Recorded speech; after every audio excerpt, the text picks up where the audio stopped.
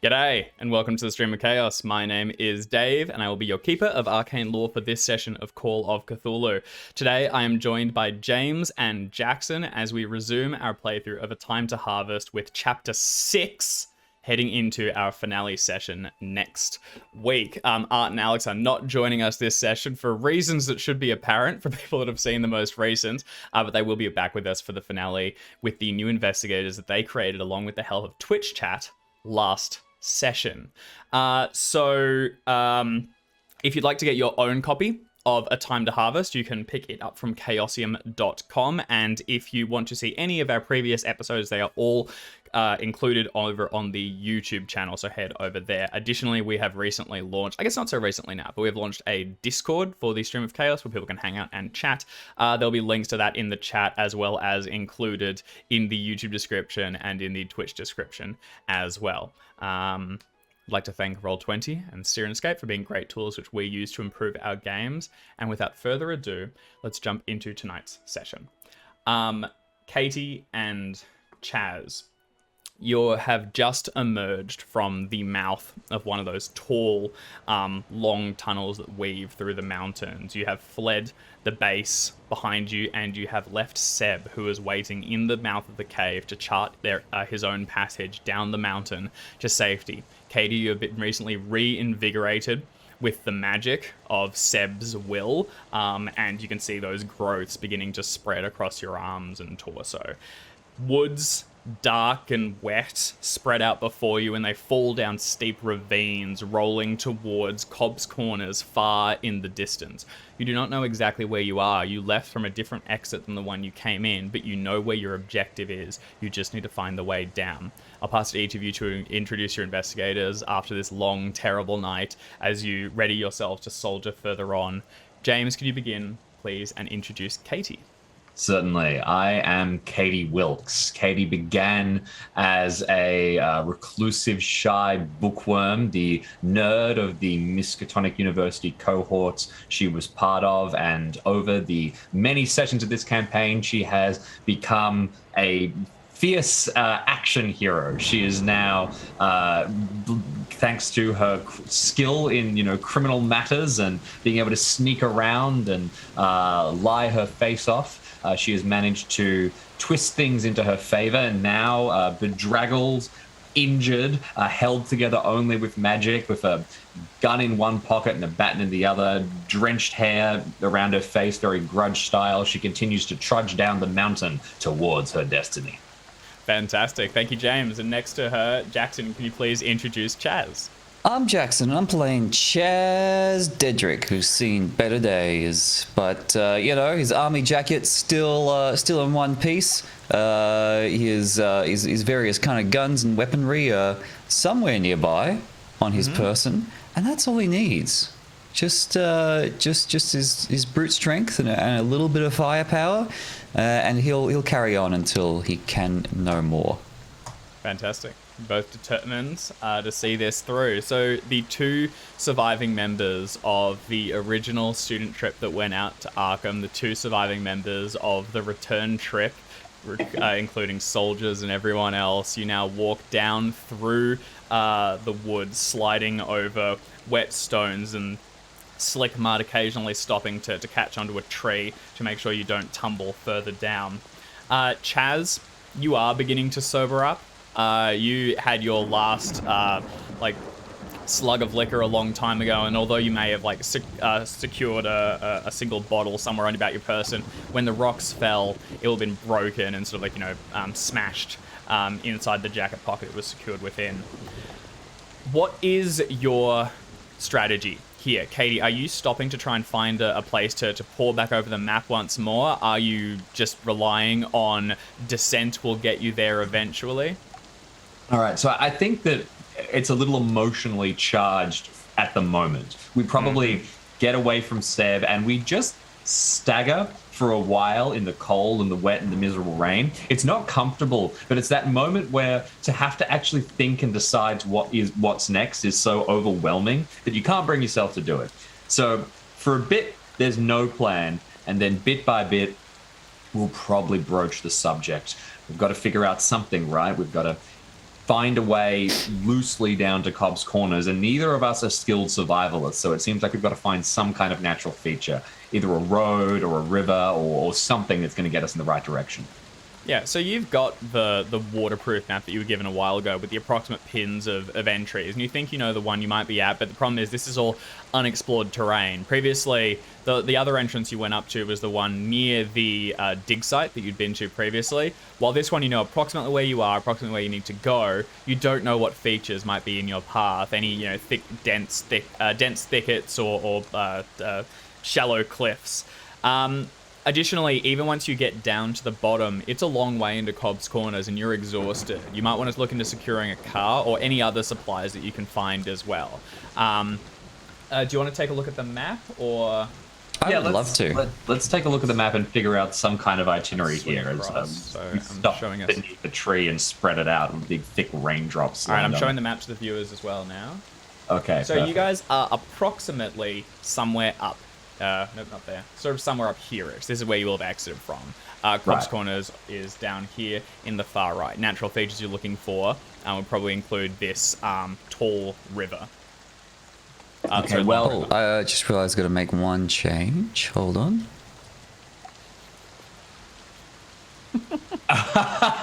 Me gone. Me gone. That's how we do it. Me go away.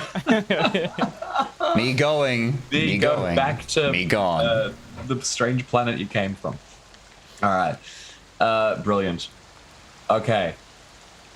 Well, so it looks like, I mean, we can just head towards the river. I mean, neither of us are pretty... I don't know what we're going to be able to find out here. There's always Agnes Bellweather's house. If we could get to there, we might be able to ask her for help. She was doing something.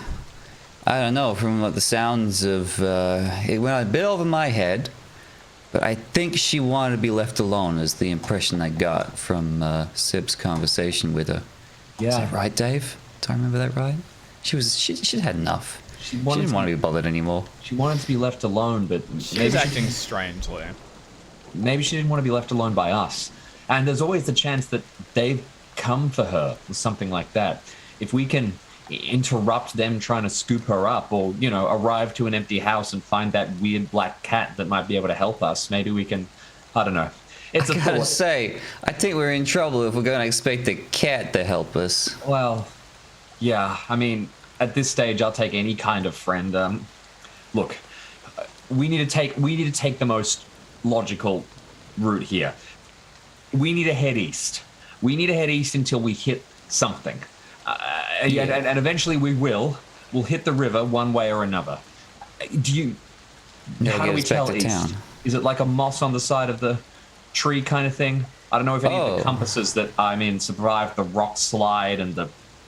So I got a military gear. You got to have a compass, surely. Yeah, so Chaz can fish out a compass and look at it to figure out the direction you're going. Additionally, the problem is that with this constant storm and the sun, wherever it is either hidden behind clouds or the other side of the earth. It's hard to tell east and west easily. However, Chaz can fish out a compass and begin to, navigate off that, and you'll be able to point the direction. Additionally, Cobb's Corners is visible in the distance. It's far away, but you can make out flickering flames, and it's also as though the storm kind of eases around, as if that is the eye of the hurricane, where you can see the flames can still lick up higher, and you can just make out that orange glow in the distance. So, at the very least, you have that to calibrate from. It's just how can you get there? Okay, well, I mean, as we stand over there looking at it, I'm sure that there's a moment where we regret our decisions to head towards this damned town, but... Look, let's head east broadly, and let's keep an eye out. If we can spot anything on the way, it probably makes sense. If we hit the river, if we go... the river eventually looks like it joins up with some roads. So ideally, we might be able to find a car or something like that. But we should keep an eye out for farmhouses, for anything, and, let's get moving. It's a long way. Yeah, I like it. Do we need to talk about what we're going to do when we get there? At this stage, I think there's so many ifs involved. We're going to get there and we're going to give everything we have left to try and stop them. Alrighty. Okay. Thunder rolls and lightning flashes in the clouds above. It's not enough to actually see the cracks. It's just, wow, well done. It's just sort of like white carving through it that gives these dark grey clouds. It's a bit of feature, and you can see the edges and the rolling features amongst them, looking almost like actual masses moving within the high atmosphere. You pick back up again, folding the map, and begin to slide down the hill, moving your way through trees and avoiding any obvious cliffs you can find. At this point, I'm going to need one of you to make a navigation roll, or both of you to... either navigation roll or climb. Either one of these is going to be hard, and what this is just charting the best passage, figuring out what you can manage and what you can't. The other can assist if they're trained in it. Right. I can climb. Well, I have above base navigators. I've proudly said several times throughout this campaign, but I'm a damn good climber. Climb seems good. What's your climb? It's gonna be a hard climb roll. And this is 37. Katie is a squirrel. My climb is 64. Whoa! Where'd that come from? It's occasionally got used once or twice. I climbed up a drain pipe every now and again. You got up that library pretty quickly, yeah. Yeah. Like running from bullies? I think there was probably a little bit of like climbing up a tree to find a place to read, but I think a lot of it is just instinctual and the fact that she's pretty long and lanky. The joke you said previously was that it's the one skill you learned in gym as you climbed up the rope and stayed there. Oh yeah, I didn't want to get back down, so I just held the top. That's it. That's fantastic. Right. I love it. Please roll away. Okay. All right, so go ahead and roll with the bonus dice, James. Thank you. And it is going to be hard. Is the I hear you need. We heard you, Dave. We heard you, all right? Less with luck. All right, you know what? It's extreme now. Oh, goddamn. I should have said it faster. Okay, well done. The two of you stop for a bit, folding away the map, and rather than trying to rely on the half notes that Captain Morrison left or your own memory of the region, you instead begin to just assess the terrain and figure out where things are. Katie, you've been clambering over things in the past, and Chaz, you have a general knowledge and some training that you did under the captain. Are you both able to assess certain descents as too steep and others as manageable? It takes a while to continue. You'll often get to the top of something, need to take off bags, drop them down, secure a rough rope, and then help each other down. There's a series of scenes of you sort of lowering yourself down one, or stopping and unknotting ropes before just diverting around an entire other one to avoid it completely.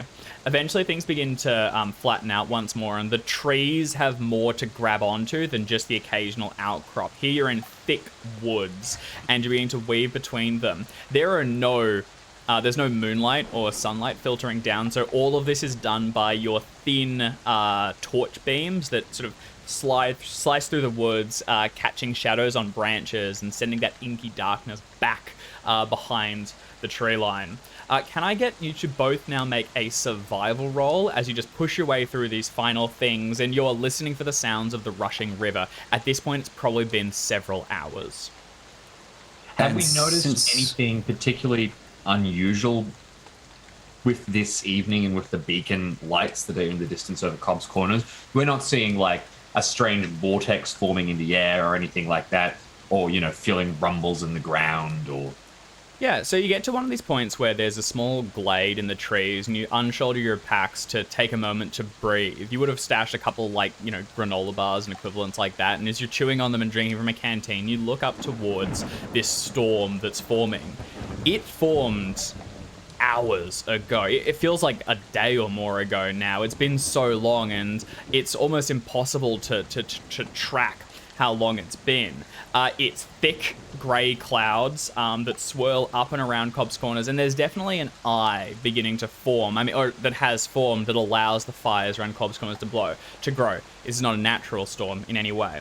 There are no signs of the flickering lights that you've seen previously, indicating Migo presence that you once saw flashing in the foothills, although you can occasionally hear trees moving, and although you won't spot anything, not in your descent at least, there's the feeling that there might be yet more of those dark young wrestling themselves from the ground and moving in the area. Would you like to try and make a natural world roll on the storm to see if you have any insight into it? Otherwise, Cthulhu Mythos might be appropriate. No. I think it's just the sort of rough description is fine. I'm going to make that survival test. Do you have any survival, Jackson? You're both Nada. rolling. Okay, all right. What's base survival, isn't it?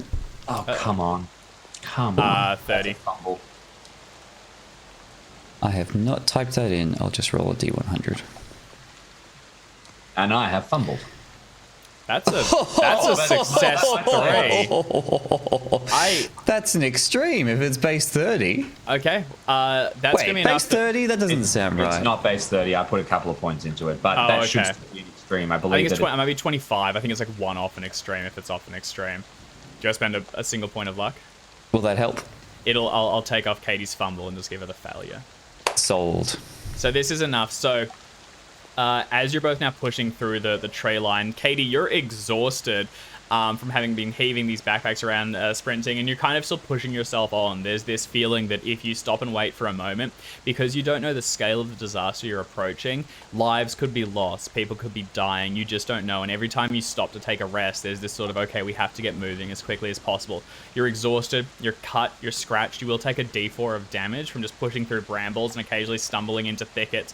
But suddenly, as you take one step too far, the ground gives way in front of you, and suddenly you are looking down at a river racing past. It is black with the lack of light, and there is debris caught up in it, immediately sliding forth. You begin to slip forward before Chaz, reaching out, grabs you by the back of your jacket, and for a moment you're just hanging over the river, looking down at its racing course before you're pulled backwards towards the tree line, and you can take a shallow breath. Thanks, Saya. Oh, that would have been bad. Yeah, that's all right. You do the same for me. Around the next corner, right? Okay, yeah. I mean, if I try to grab your neck, I think I'm coming down with you. But yeah, I'll do it. And we'll go down together. Yeah, I guess. All right. Survival is base 10. I just looked it up. So a 6. What does that need for an extreme? You'll need a 2. Can you afford that? So 4 points instead of 1. Can you afford that? Or do you want to immediately Katie says that and just drop her? You did the same. I say, I go. Then you two would go down together, and then the ground gives out behind you, and you both just tumble. In the interest of fairness, yeah, you can have another 3 points. Thank you, I have not broken any rules. Thank you, Jackson. Okay, Katie, you are wrenched back. I'm just rolling my D4 of damage. Thank you. And remove that from the reinforced buff that Seb was giving you. Katie, you are wrenched back, and the two of you take a beat looking down at the river. This is not the easiest way to get down to it, and you at least know that you'll be following it south for a little ways, so you head back to the tree line and walk a little way along. Eventually you get to a point where there is like river stones and rough rocks that you can like walk upon, and you can get a proper view at the river. It is racing past quickly, and there's shrapnel and debris inside it. To swim through it would be foolhardy, if not suicidal. However, it is not the only place. You have come down pretty much directly, and in the distance, you wouldn't be able to see, actually, never mind. Yes, you can. There is, on the other side, there is a small shed, or like boathouse or something, which has been secured against the rain. I think we might have dropped for a second there. And there is a little dock that plunges out towards the river. The dock has splintered. One of the legs has been given out from underneath it and begun to twist down towards it. You can see one of the planks like fluttering back and forth before being ripped off and sent further down. Beyond that, there is a farm, which will presumably connect up towards the road. Inside the farmhouse, you can see a couple of lights on the inside, but it is on the other side of this river. Additionally, from here towards the right, there is a old like willow tree or something. So I think there's more pines around this area. That's begun to lean down across the river slightly. Some of its roots have been uprooted actually. It's begun to like just creek out over it. It doesn't look particularly stable, but you might be able to make an ascent up it. Otherwise, if you're not willing to risk it, you could now follow this south, knowing that eventually you will hit Cobb's Corners. Chaz, what do you think? Well, there's got to be someone or something in one of those buildings that's gonna make things a little bit easier, right? I reckon it's worth trying, at least. Maybe we can figure out something so that we can survive, I guess. I don't know. Maybe we can tie a rope around one of us with enough slack that we can get across the river. Then if we can't make it, the other one can haul them out using the rope. Yeah, or if we're going to try to cross over that tree over there, we can just tie a rope around the waist and then loop it around the tree or something.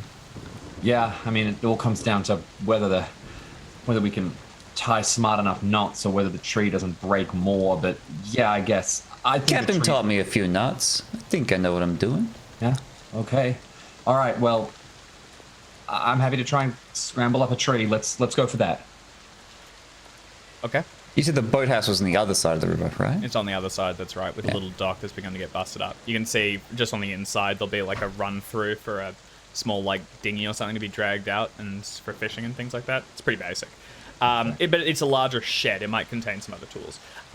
Katie heads over towards the tree, which has begun to liz down, and just putting an arm against it. It seems stable enough, but you know once you get to its like summit, its peak, it'll bow further, and too much weight might risk the whole thing just collapsing into the river. It does not cross the entirety of it. It leans out over it, and it will be a jump to close the final distance. As you begin to get up it, you like put a boot on it. This will be an easy enough ascent. It's slippery, but you'll go slowly. The problem is going to be the other end when you rear back and throw yourself as far as you can across it. I'm going to put like 2 steps on this thing, get up, and then be like, Chaz, I don't know about this. I don't think we can clear that distance. This doesn't seem wise. All right, anything else nearby that can help? I mean, I could probably make it. You reckon? I probably can't lug you out is the thing. On this side of the That's river, you're alright. in forest, so stones, some branches and things. Yeah, we can tie something off. What if I just tie myself to the tree? Then I'll try to jump, but don't make it. Then I can pull myself out again. I mean, we can see how much this thing's teetering. The worry is that you just don't, get it, like pull the whole thing down, basically. Yeah. Well, we could tie it off to another tree or something. If you tie it to the base, you probably won't wrench the whole tree forth. And like you said, you've got a strong enough knowledge of knots. The risk is going to be once you are underneath that water and you're being held down by it, you're going against the strength of the river. Not impossible. No, the river's going against the strength of Chaz. Okay, all right. Well, then let's get a rope, tie you to it so you can try and make the jump. But then let's also get like a second rope that is going to be dangling in where you'll get trapped, so that you can have a rope to pull yourself off that isn't directly going against the river, so you can pull up instead of against the flow, if that makes sense. Yeah. No, yeah. I like it. Yeah. Okay. Okay. That's a bit more strategized as that one might mean roll, but it's a good idea. So what you're doing, so I can clarify, there is the tree leaning, there we go, out across the river. And then you are going to not tie to that one, you're going to tie the rope to an adjacent one, and Chaz will make the ascent and try to leap. Trying to guess where he's going to be probably doesn't make a ton of sense. Katie, why don't you just beat downstream with another length of rope tied off to another tree that you'll try and throw to him, life ring style. Sounds good. If he gets. And then if I do get across, then it's a rope with which Katie can cross the river. Yes, because you've got one tied Safely. to you, and that can give Katie a bonus dice. Okay. All right. Chaz, you begin to put like one foot after the other as you make your way up the tree. It's slippery, and you're in those like boots. There's enough traction, but occasionally you like fall and like have to grab onto it. At first, it seems very stable, and you're confident in everything. And then you begin to get higher up, and you're going past greener branches. And at one point, when you put a foot against it and you try and put your whole weight to stand up a little bit and assess, see how much further you go, the thing lilts down slightly. You can hear a creak, and from the back, Katie lets out a little gasp as a bit of dirt and rocks are shaken loose from the roots at the base of the tree.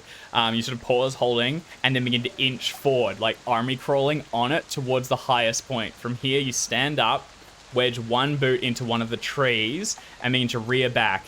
It's not an impossible jump. It's a hard jump, That's though. all I need to hear. So, Chaz, this is going to mechanically hard scale. jump? On a success, you will make it part of the way, and you'll get a bonus dice for any rolls you need to make. On a hard success, you will clear it. Fumble will be bad. I got a jump of 30. I don't know what was. I don't know what was going to happen here. Oh my god. Shall I? You came with us. Chaz, I don't know. I think we should just. Oh no, too late. I'm committed now. Actually, sorry, just before you roll, as Katie calls that out from your highest point, you can make out on the other side of the river a pair of beams as a car drives into this farm yard and stops near the gate. You can just catch it through the spitting rain and as figures begin to step out. Now I'll pass it back to you. No, there's a car there. I think we got to risk it. Oh, okay. Then do it. Dave, I risk it for the biscuit. Oh god. Watching roll 20 for that without delay. Oh, I moved them out. Sorry. Stalling us out. Oh, that's so close. Jesus, How's you the got luck some looking? luck though, right? A single point. So you're gonna get I'll the give you success. a single point. All Yep. right. Chaz rears back and throws himself into the air. Katie, you catch a silhouette of Chaz like spiraling forward. The rain catches him. There's another crack of lightning, and then he begins to fall. At first, you think he might make it, but he's just short of the dock. And when he lands with a splash in the water, he's immediately caught by the current and goes rushing past it, the rope dangling behind him. Chaz, from your perspective, you almost clipped it when your hand catches it, feels splinters and is wrenched down, and as soon as you hit the water you are freezing cold and tumbling in black darkness. You can't see anything, you can't tell which way is up, and immediately the rope that was tied to you is beginning to be knotted around your legs, your arms, and you're beginning to feel your movement restricted. You try and kick yourself up towards the surface to take a gasp of air, but the water is pulling you down and is pulling you further along. Can you please make a hard swim test with a bonus dice? Can I run over to apply any rope that I can give Yes. to also... Katie, do you want to make a throw test for me? Yes, okay. Oh, let's do Katie's first. Throw test. Here we go.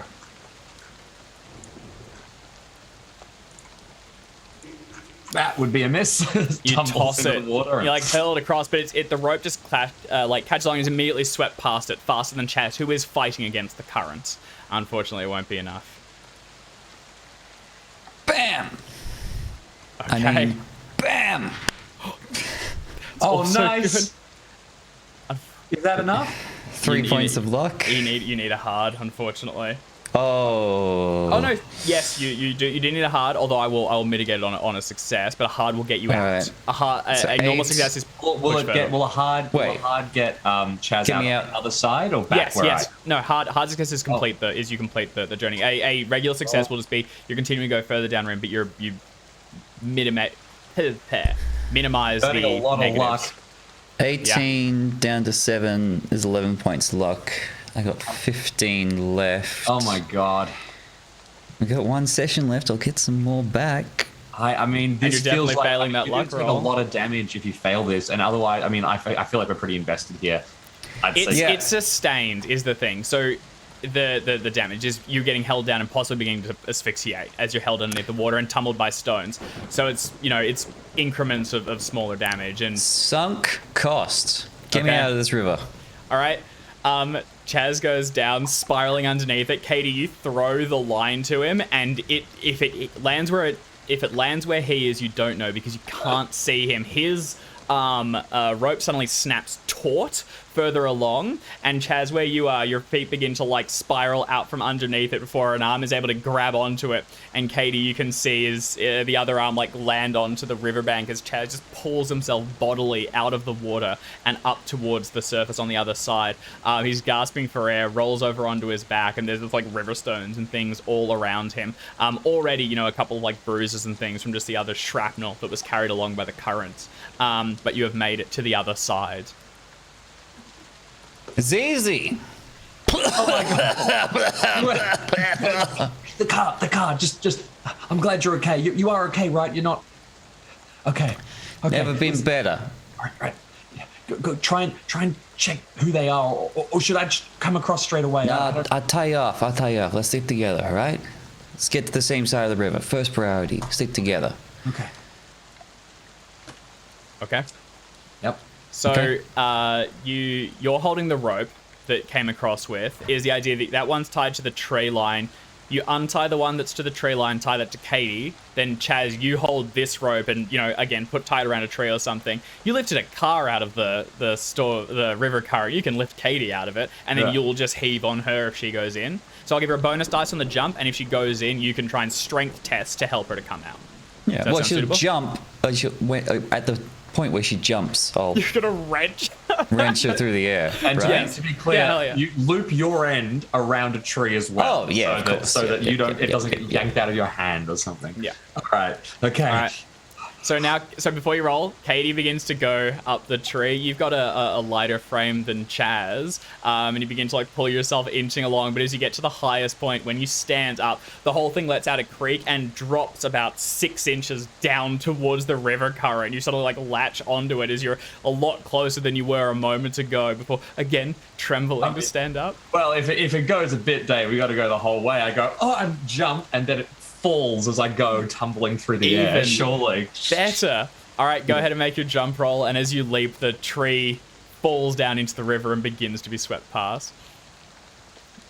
Bonus dice. Bonus die. I will give you 5 points of luck, and I will reach the other side. That will get you halfway. A hard is the full leap. Oh well, I have enough then. I'm at 25. Well, you only need to get halfway, and then you can swim roll. You don't need to get halfway, and then Chaz will pull you through the air for the other half, right? The swim roll is just as difficult. I think here, if we can get this with just that much luck investment, I think we're going to take it. I will give you, sir, the luck needed to get to a hard. Okay. You leap, and the tree breaks away and slams into the water. Chaz from the other side waits until you're just short of it. Looks like you're going to hit the water, and then just wrenches on the rope to pull you forward and to go splashing into the shallowest points and land face first in the stones on the other side. I can land on you, obviously. Okay, we gotta. And I'll point towards the car. Yeah, of course, yeah. So sneaky. There's the shed nearby, just next to you, and further up there is a farmhouse. Looks like you're on a farm property. There are no actual fields here. They probably have it's just the house. The fields will be further away, or livestock or whatever they keep. The car has stopped in the at the gates where they would open to come on. The lights are still shining. You can see figures walking out, and they're now walking towards the house, and you can see a group of 3 people beginning to fan out and move around the house in all directions. You can also just make out some of them carrying lit torches, like flame torches. They're sending a bit of smoke and fire into the air. As you begin to approach, not knowing the situation just yet, you pause around the corner of the shed and can spot that the figures moving are young.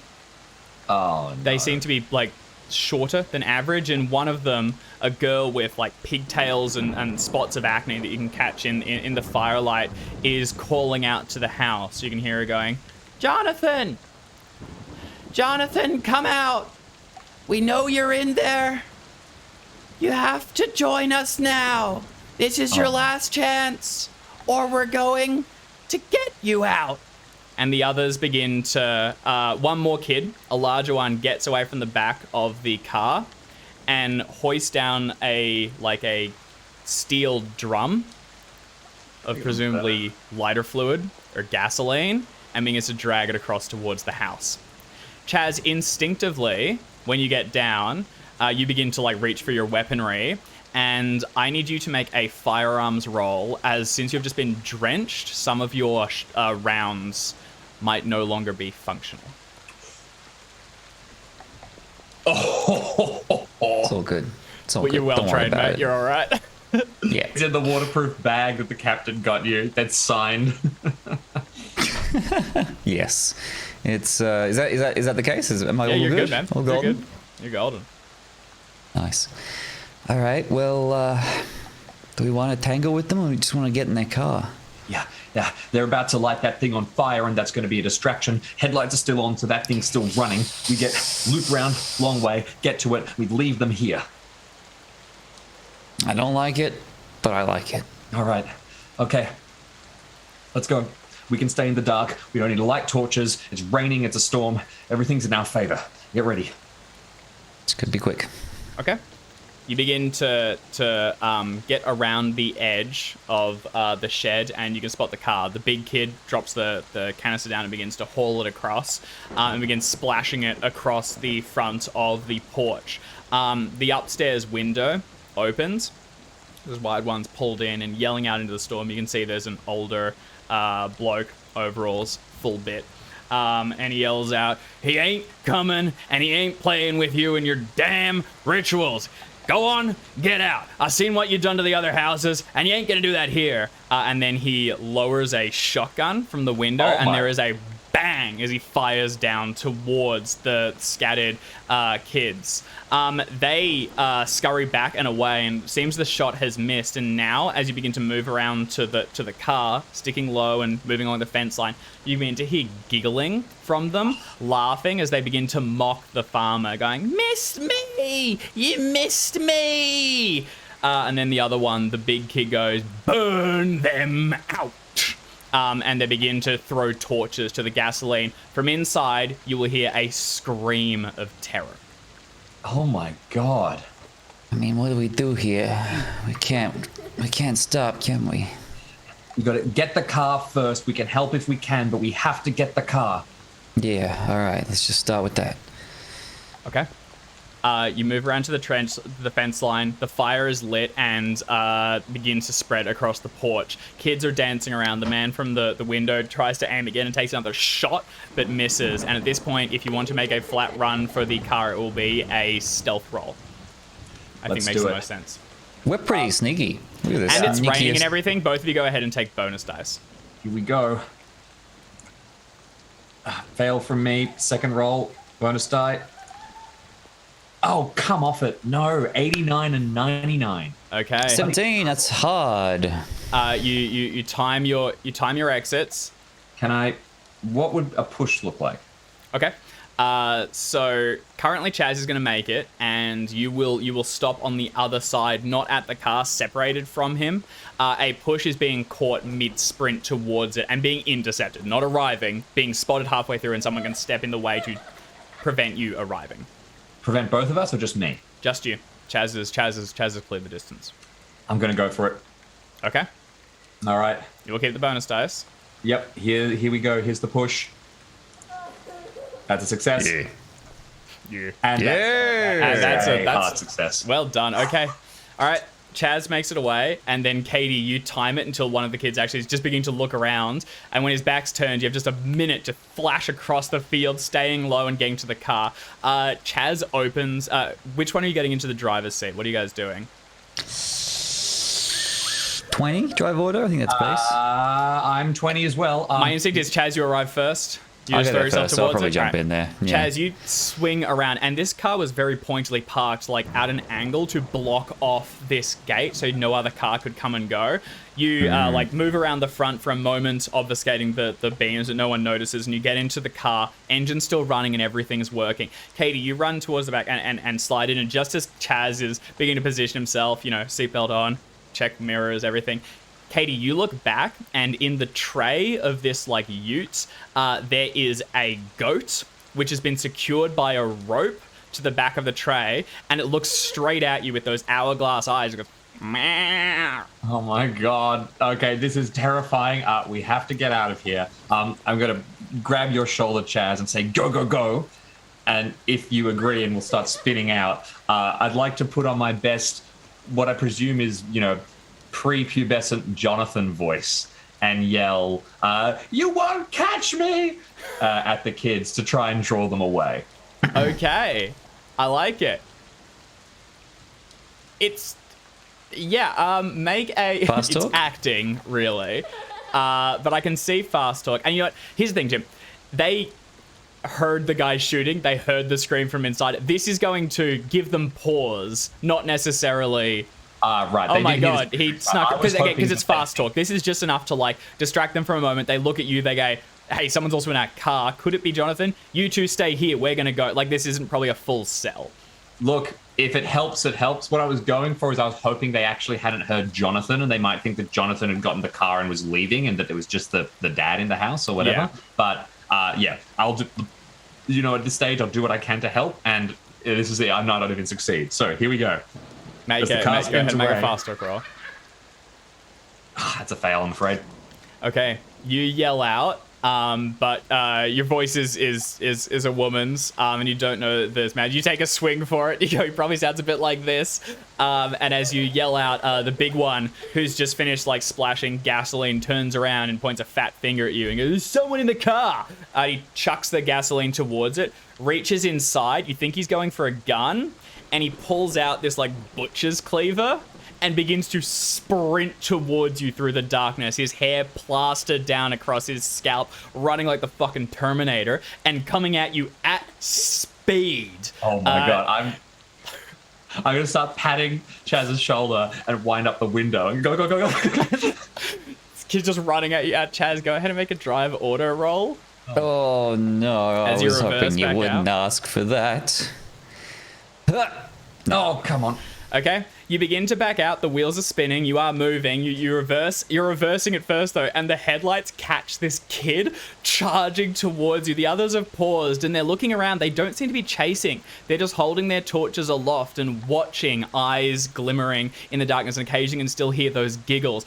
The kid flashes forward, and then you spin the car around. The headlights lose him for a moment as you turn about and begin to face the road so you can drive along it. For a moment, you think you're away, and then you hear a on the back. And Katie, when you swing back around, the goat is like sliding on the tray. Rain is drenching, and the kid has landed on the back and begins to pull himself up onto the tray and begin to like move his way forward towards the cabin. God. No. What? Just keep driving. Just keep driving. All right, I'll drive if you can deal with that. What is everyone's dexterity? My dexterity is 50. Oh, you're both the same, aren't you? 50. 50. Oh no. Kid goes first. He gets towards the back and like grabs onto the rope that's holding the goat in place and pulls himself forward. He leans back and smashes the pommel of the cleaver against the glass, which immediately breaks. And then he reaches through and grabs at you, Katie, attempting to grapple you. Can you please oppose with a fighting brawl roll or a dodge?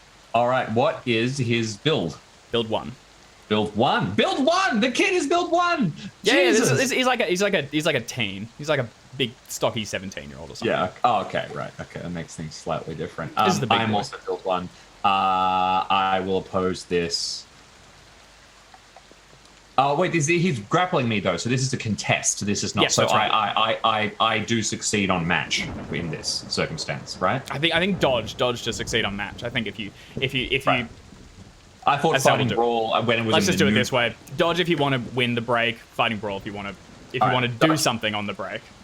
So I'm just running my maths. I'm gonna risk it. Let's go brawl. Fighting brawl. Okay, rock and roll.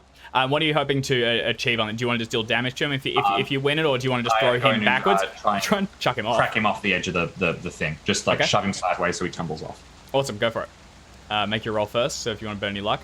Hard That's success. good. I will give you 1 point of luck and make that an extreme. Okay. Very noted. nice. Here's the boy. Okay. Get off my Alright. ute.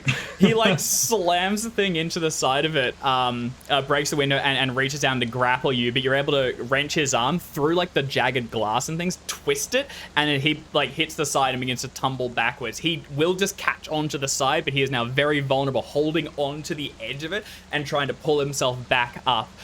Cleaver still grasped in one hand as Chaz, you like wrench the wheel around and you swing onto the main road and begin to drive down towards Cobb's Corners. Katie and Chaz, it is your turn. If it is my turn, can I dart? I will pursue him, wriggling through the thing, the sort of broken window. Does he get any kind of negative for being hanging on? Yeah, hell yeah, yeah. I would like to detach him. Okay, all right. Go ahead and make a fighting brawl. He will oppose it with a fighting brawl of his own, but he will take a penalty dice on it. That sounds very peaceful. Yes. Not throw him off a moving car, just decouple him. I would like to decouple him. That's a success. Okay, I'm gonna go roll for himself. It doesn't matter. With the penalty dice, either ways, you're gonna win. So Yep. Also, as we established here, the match on a combat maneuver. Yeah, 100%. You win it. Yeah, okay, definitely. yeah. All right. You. What's it look? You just like jam a boot into his knuckles. I think it's I think I just whack at his hands with the club. Okay. Slam down. The first one goes off. He's holding on by just an inch. You can hear his boots kicking into the stones thing, and then when the other one cracks, he falls backwards, slams to the road, and you can see him tumbling backwards. Just as you begin to leave in the darkness, you will see him begin to pull himself back up, but he is in the distance, and you are racing along. From the back where you are, you can see that this goat has like matted black fur, or it looks like it's normally grey, but it's got matted chunks of black fur. And as you pull yourself back towards the window, you can see its clots of blood, where it itself doesn't appear to be bleeding.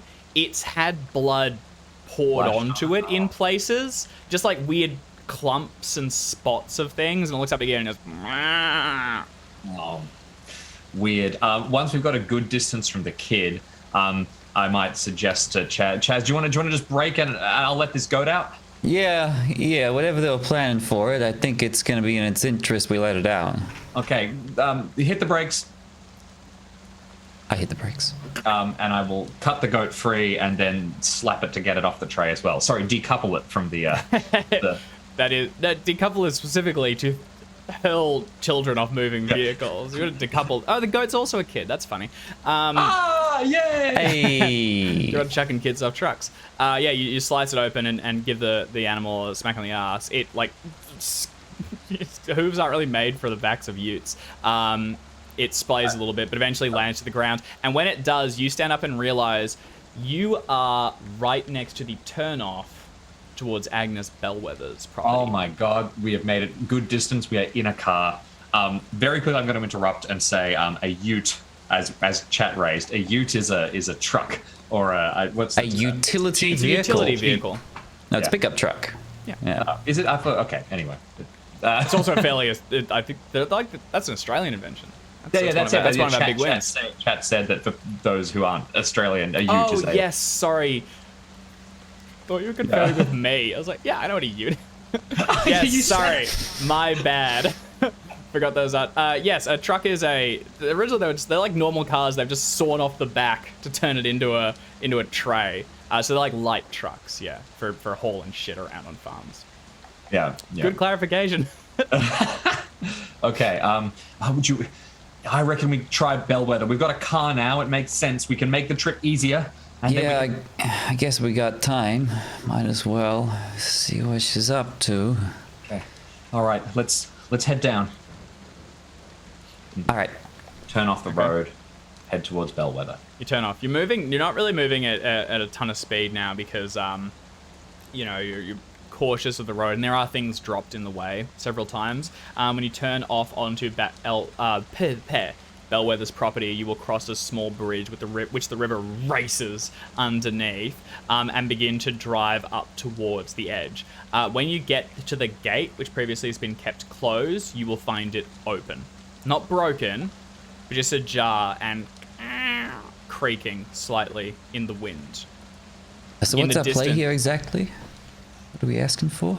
Let's head straight up to the door, and then you turn the car around. Just turn it right around, get ready to leave. Yeah. I'll get to the door and I'll knock. You going up there on your own? You're driving me up. All right, we're going to get real close. But let's stop for a second, because I think there was something off in the distance. Just describing, as you pick back up now, driving along, the lights are catching up the winding path. You can see sort of silhouetted a little bit. Just amongst the trees, you make out the smudge that'll be the herb garden. And then there is that small sort of round hut just at the highest point of the hill. Another flash of lightning will be just enough to illuminate the shape of it. Chaz, you drive up right... I love it. Do you have that rigged so it's like one button, or are you manually just like sliding? Oh, you champion. The car drives up and stops not far along it. Chaz, do you want to prioritize having the headlights facing the door so that Katie gets some more light, or turning the car around for a quick exit? Turn it around. Quick exit. Back it up. You get to that point, and you begin to turn it around as Katie, you hop out of the car and walk up towards the house. What are the odds of there being a spotlight? Because that's what you do with these things. If you're, going through backcountry roads. For if you spotting need to- kangaroos and just Yeah. beaming Well, them no, with for a rifle. hunting and the like. There might be a spotlight Make a mounted luck roll. on the top. Yeah, I would 100%. love to. I thought, here we go. Yes! It was, Yeah. I'm so happy. 100%. Well done. What? Yeah, it's on the back.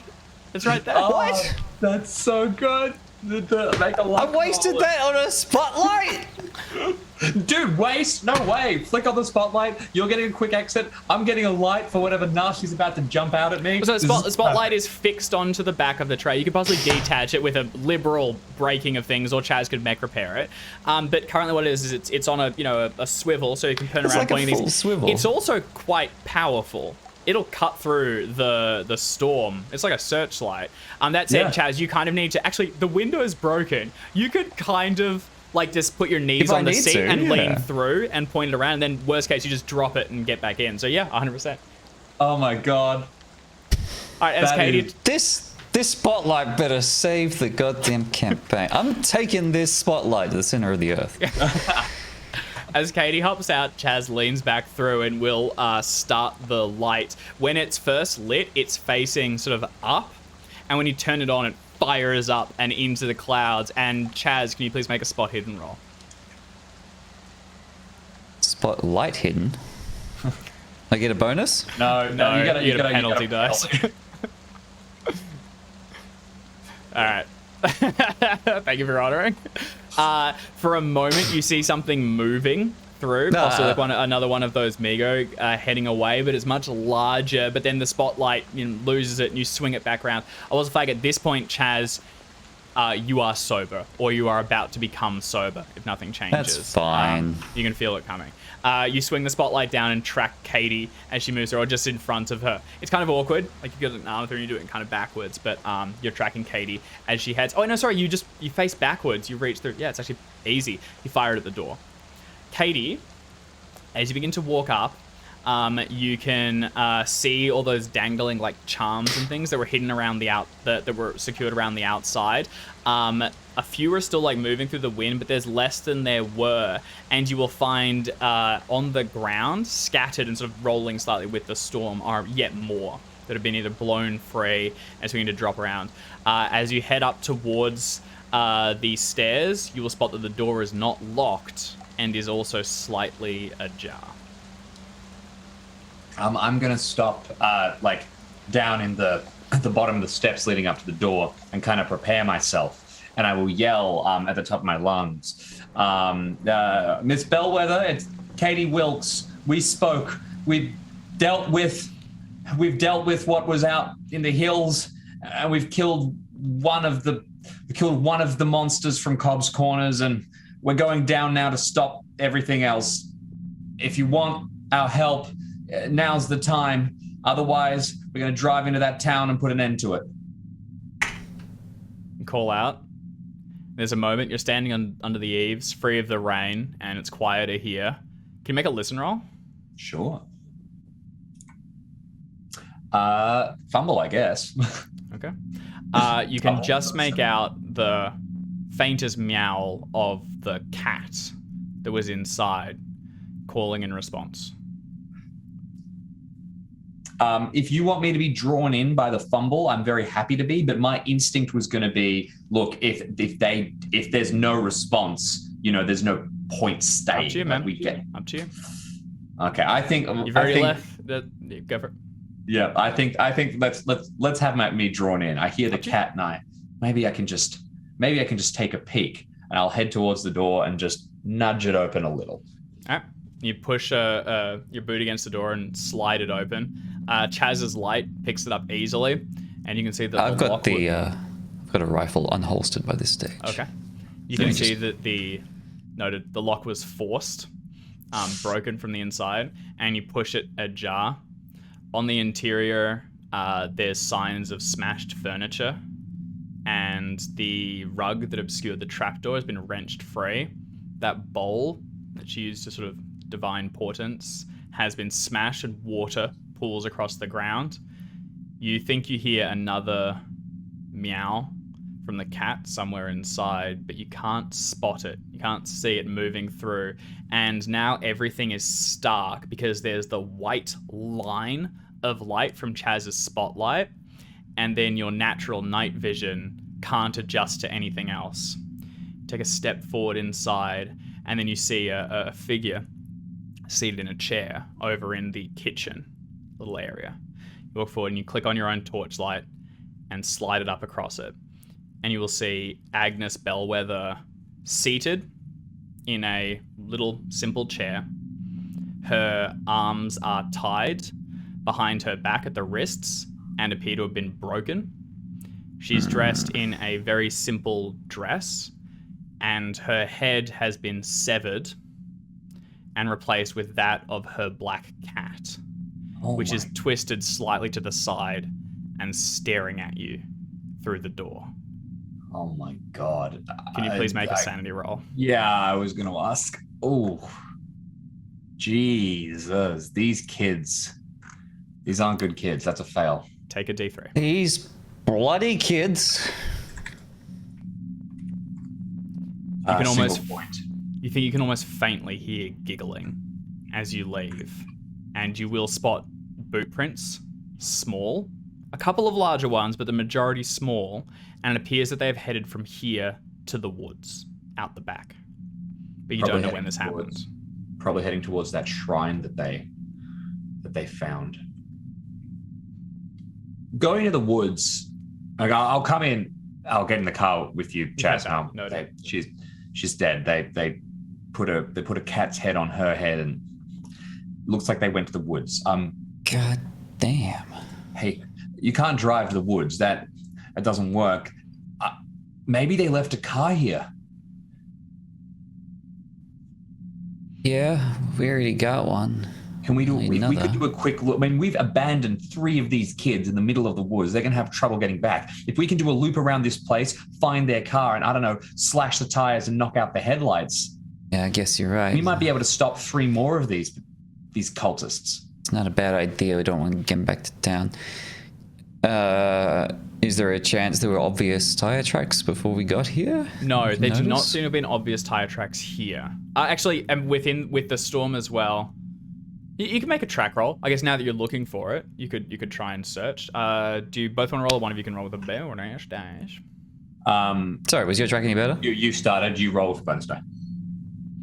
What was your track? No, 10 as well. Very good. No. If Never they were mind. here, they could have been here, but the storm has swept away all signs. The only reason you were easily able to see the boot prints on the inside is because they tracked mud into the house. On the list of crimes, it's pretty low, but it's on there. And then it looks like they went around the back along the porch and would have hopped off and towards the woods. Yeah, I don't know. Look, if they're feeling this confident, maybe they wouldn't have gone to the trouble of hiding a car, you know? I reckon They would have just left it parked out here. And since we don't see it, it's probably not. There's not like, we've done the cursory if they just parked out front kind of thing, like, and had a look at the obvious area for a car, right? Yeah. I mean, you didn't see one on the way out. That's right. Right, great. And realistically, I mean, this property's not massive. If it's here, it's hidden, would be your read. And maybe they already left. Okay, let's get moving then. Let's keep on the road. Don't want to waste too long. Get the hell out of here and head along the road. We know how to get to Cobb's Corners now, and we're in a car that maybe that gives us some element of protection. Let's start heading towards the town and go around the outskirts. Sounds a plan. Okay. You get back into the car and disengage. Or do you want to leave the searchlight on and have Kate can hop in the back and track shit, or do you want to turn it off? It's definitely going to draw attention to it. If that'll help us like get along the roads, sure. It's not a bad idea. You'll have to stand out there in the storm to do it. But... That's okay. I rug up and yep. All right, awesome. So that in mind, Katie gets clambers through again and stands on the back where the goat recently was, lights the spotlight, and then as Chaz, you begin to drive back the way you came. Katie can pick out your path, tracking your way through the gate and back onto the major road as you turn around and begin to head up and into Cobb's Corners. You don't drive for very long. Rain lashing along the interior, the seats are soaked and the back is slick. Katie, you're occasionally slipping a little bit, but you've got your feet braced against either side and shining the torchlight down. When you spot, it's actually when you swing your headlight off to the side to scan something for a moment, there are twin lights moving towards you. Another car is on the road and is heading in your direction. Oh, great. We go fast enough, they're not going to know we're not one of them. Right? Yeah, okay. Maybe you flash them with the light and then they definitely won't see us. Yeah, well, are they heading towards us or in the same There's only direction? really one road, and then it branches off to other ones. They might stop first and head up to another farm, but it seems they're heading towards you on this major road, yes. Okay, look. Yeah, I'll flick the lights off so that they don't get blinded. And then... why don't into a tree? Yeah. Why don't you get ready to like pull to the side of the road and get ready to speed off past them, because they'll have to do a U-turn, and we can blast forward, and if they chase, I'll start blinding them then. Makes sense. Yeah, I like it. God, the spotlight might save the day. Oh my goodness, I'm glad we have the spotlight now. Okay, so you kill the spotlight, and I imagine also like the front lights as well. The idea is to be not noticed on the side of the road. And Chaz, you kind of like wheel it off and park it there. Okay, can you please give me a drive auto test? It's mostly positioning and timing and things, and this will see if you can get spotted. Take a bonus dice because this is hidden and you're off the side and everything seems to be pretty. I also think prioritize being ready to blast forward and put good distance between us and them than being hidden. Yeah, it's really just moving to the edge, keeping 2 tires on, and like turn the lights off so hopefully they just don't notice you as they go past. Yeah. Or that they go, that's weird, there's a car, because they're just normal people driving and they keep going. So I'm rolling the drive order, you said? Yeah, and take a bonus dice. No. Oh. Okay. You stop the car, and Katie kills the lights. And Katie, are you still standing there holding the torch so you're ready to go, or are you crouched down, hunkering? I'm crouched down, yeah. All right, you crouch down. You're looking right at the ring where the goat was tied to, and you kind of you're holding onto that rope just to keep yourself steady, in a very similar position to what it was in moments ago. The car continues to come around. This is a very regular city vehicle, for lack of a better word. It would probably be the car that a family takes to go into town, or possibly up towards one of the larger cities further away. And as it rattles along towards you, you can just make out, seated in the front, hunched over, is an elderly woman, gripping the steering wheel and looking out across it as they move very slowly through the road. To her left is her husband, who's looking at you. Looks like he has a map spread out across the dashboard, and he's picking his way through. They come through slowly, going just past you, and can I get both of you to please make spot hidden rolls as they approach? Okay. God or damn. psychology, spot hidden or psychology at your prerogative. All right, well, if you succeeded at spot hidden, I might make a psychology. Nice. This is psychology to see if they look like they're up to no good. Because the first thought is they seem different. They seem to have a map out. They might be looking for a chance to escape. They're moving slowly and they're driving along. Katie, as they come past, you spot, taking a look at them. Their eyes are hard and determined, not scared and fleeing. They are scanning the area around you, and they will pick up your car as they go past. And Chaz, as they're going right past you at this point, they sort of slow down to see your car and possibly to hail you. You will see in the back seat, the edges of the windows are splashed with blood. Not tons of it, but just grime along the edging, and you think you can make out a tarpaulin or something spread across the back seat. They slow down, the window begins to be wound down, and what are you doing? That's giving us a few seconds, and I think we can share a look. And if you're permitted, David, in what is I think a very cool moment, because they slow, they stop. Is that enough time for me to take the aim action so I can shoot the driver and yell, go! And we blast off. Oh my. All yes. Because you're also because they don't necessarily know they just saw the car. And Katie, you're hunched over it with the hood on. You could be anything. Chaz is at the front laying down. go ahead and make a firearms attack with a bonus dice. Chaz, you intend to do the same? Is that the idea? You'll both take a so we shot? share a look like, oh, the bad news. Here's the, which of you have pistols? Because I'm going to get the pistol, definitely. I think the rifle, you would have had to, full on. That'll just be a straight roll. Go, Chaz. You use you also want to drive. Firing gun. I'm gonna drive. You just hit the gas straight away. I shoot, and then I'm gonna flick the lights to blind them while they use it. All right, Katie, go ahead and let's do Katie's first. Actually, let's roll them both. It's going to be the same action. Chaz, you're making a drive order roll, straight roll, and Katie, you are making a firearms handgun roll with a bonus dice. No. Oh, you better hit him. that's a hard success. You can't get better. Go ahead and roll your damage. Sorry. If you, I completely interrupted you there. No, go ahead. I might just luck this to an extreme. I take this guy out. And it's the driver too, right? Yeah. It's the woman.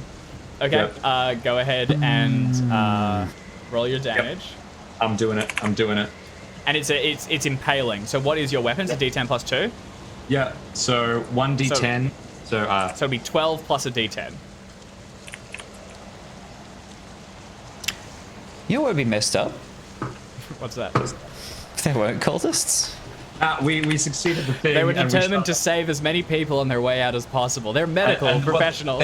They keep picking up wounded people, putting them on the tarpaulin, treating them, sending them back. That's what I'm thinking. And then one poor day, they got shot straight through the eye for 20 damage.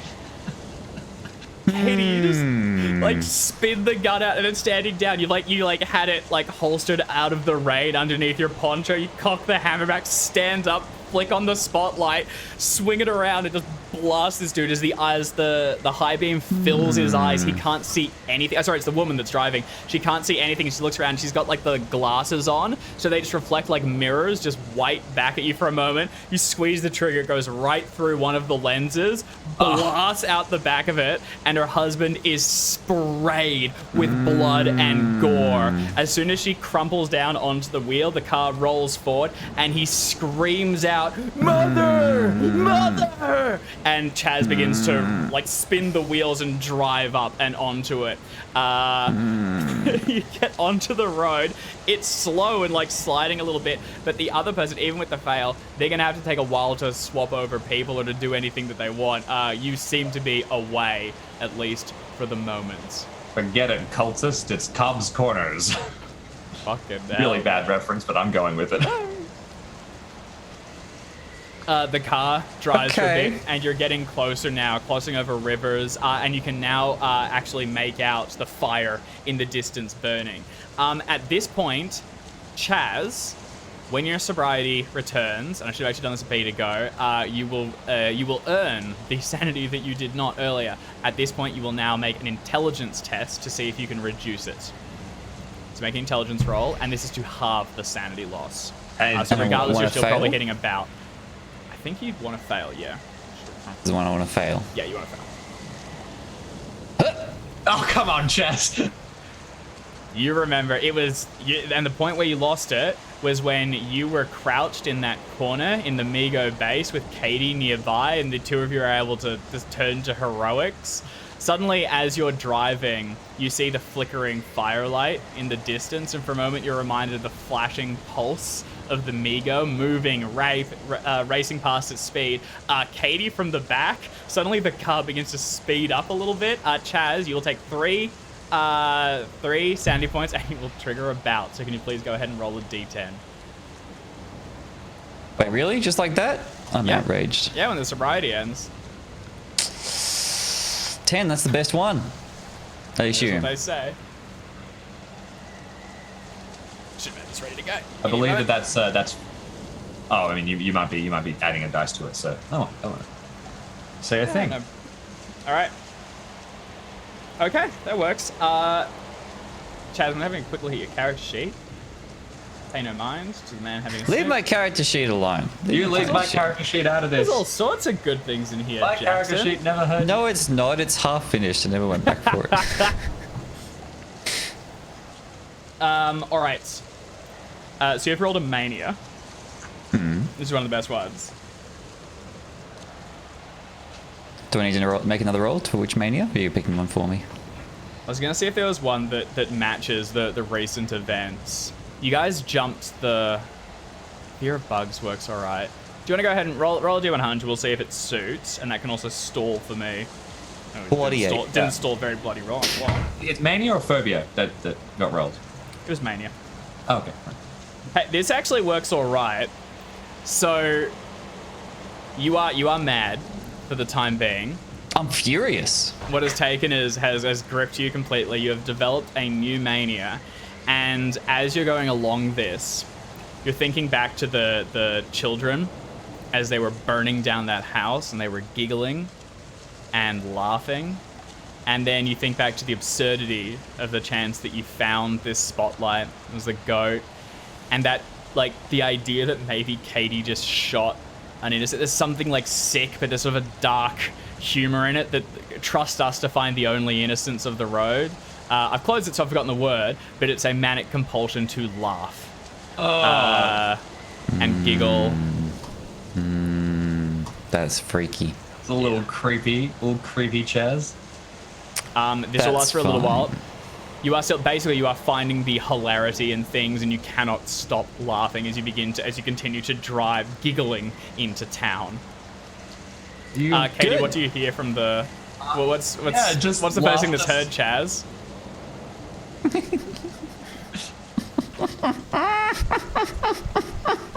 That was fucked up. Okay. Okay. Great. Roll. Yep. I think I will. You okay? I've never better. All right. Just keep driving. We're gonna be all right. Okay. It's all fine. Yeah. Yeah. Fuck. Focus on my job to not have to hear that. Okay. Giliomania. Thank you for looking that up. I closed the book Or too fast. Giliomania, depending on which side of the fence you fall on. Yeah. All right. So with Chaz giggling slightly, most of it caught by the rain, but quietened, you begin to drive closer into town. You will cross one final bridge to get in there. And Katie, you're continuing to sort of like track your way with the spotlight. As you get towards the bridge, it's one of those covered ones. A lot of it's been busted by the storm, but this one's raised up higher and cars can still cross along it. As you get to it, the vehicle creaks along it, and you see the final road leading down into Cobb's Corners. You haven't been here in a while, and you're approaching from the south this time, whereas previously you've come in from the north. But the village that first appeared as this picturesque little painting of a town with coloured roofs and steeples and flowers scattered through it, that you then saw again as it approached the Harvest Festival with scarecrows scattered about and people setting up things, is now a mockery of them both. Areas are on fire, where torches have been taken to homes and smoke coils into the air. You can hear screams from all throughout the streets, and the black smoke rises in the perfect eye of this storm where no rain falls, to coil spiraling up in almost a tornado towards the highest point where you are sure you can see the clouds are beginning to twist down and meet the rising smoke, sort of spiraling down towards it. There are things moving through the shadows inside town, large monsters, yet more of the dark young, you presume, that are circling around the interior. And on the outskirts, flames have been lit at most entrances and exits, where blockades have been made with like just ruined stalls and piled up boxes and carts have been placed so no one can easily come or go. As soon as the car approaches here, you will be easily spotted unless you take another route. Can we have the time to sort of like stop before we get too close to be spotted in the car and like take in the scene and watch for a second? 100%. Okay, I might pop out then. I'll come back into the front of the car with you, Chaz, hoping you've stopped giggling for now. Yeah. Maybe this sight's sobering you up a little bit. It's a compulsion and stuck with him for the moment at least. Okay. All right. Well, listen, this is a lot worse than I thought it was going to be. I mean, I knew it might be bad, but okay. What do we do? What do you think what the approach is? I don't know. Go building by building, right? See if we can find anyone who's gonna help. Okay. And then keep an eye out for. We got those two. We got a couple of soldiers, right? We stationed in here. Maybe they were as lucky as us somehow. They'll be dug in somewhere. Okay. Great. Well, the library's at the edge of town. All right. I mean, we know that. Maybe we can park somewhere nearby. We try and sneak round to there, get in there, act from that place, and then we start going building from there. Yeah. All right. Okay. And Chaz, I think there's the conversation you and I should have that I don't really think we should have it because I don't know if we're gonna come out the other side of this. So let's put that on hold for now. We're gonna have it after we get out of this. Maybe I giggle a little myself and then say, if. Yeah. All right, come on, let's get to the library. When? Let's get to the library. Okay. You find a spot to park the car off the road where it won't easily be spotted, and you step down, gathering the last of your equipment and shouldering it. As you take the first few steps in towards the town, you will step past the eye of this storm and into an area where the rain seems to refuse to fall. There is the stench of smoke that fills your nostrils, and you can hear laughter and screaming, both mixed all throughout the area. Most of the houses are either slightly ablaze or a lot ablaze, although there are some few isolated ones that seem to have been completely spared. From the outskirts of town, you can easily approach the school, which is that little white building. It does not appear to be burning at all. It seems to be left somewhat alone on a little hillock. You can circle around to Dr. Owen Perry's house. You could approach without going in deeper. You could also reach the library, but that's a bit of a hoof around to the edge. Or you could circle back around the other direction and go to the church, which also does not... Actually, the church is burning, but only slightly. It appears that someone may have actually put out fires around there. Well, the church was a safe haven for us previously. We could do that. I can't hear Chaz. Just giggling. Just manic giggling. Anywhere is a good place to start, I think. Let's head for the church then. Come on. Okay. You park the car and begin to walk in on foot. You're circling around one of the barricades, and as you go past it, you will see a couple of people dressed in quite typical attire. It looks like sort of Sunday best. What they might have put on for this festival that was going to commence, very checkered and things like that, but what would normally be clean, it is splattered with blood and grime. Their sleeves are rolled up and you can see deep cuts along the interior. They seem completely mad. They are holding pitchforks as they go sprinting along a street, laughing at one another and pursuing a single solitary adult like a dog's rounding up, or wolves pursuing a sheep, as they just round them round into a corner and then begin to chase after them once more. You see this and then circle along further, getting towards the church. All of the windows, those quite nice sort of like stained glass things, have been broken inside, and the smoke that's sort of roiling around sort of like filters along it like a fog along the ground. The large wooden doors are still closed and sealed, and you can see a number of spotted flames around the outside that have begun to fade back down into ash. They were either lit early or they were purposefully extinguished. You're not sure. From inside, you think you can faintly hear singing. Okay. Can I make a listen check to try and identify the nature of the singing, if it's a tune I recognize, possibly? Sure. Yes. You both crouch forward, and Chaz, you're holding down. You are trying to stifle this laughter to the point that it's like hiccups really bad, but it's hurting you whenever you swallow it in. And you can actually feel like your chest heaving with the effort, but occasionally one squeaks forth. And here, where the storm doesn't break, it's much quieter, and you're both kind of paranoid that one burst of laughter too many, and people are going to notice where you are. How long is this lasting for? Go ahead and roll a d10 at this point, and whisper it to me, if you could, please. Yeah. W/W space GM.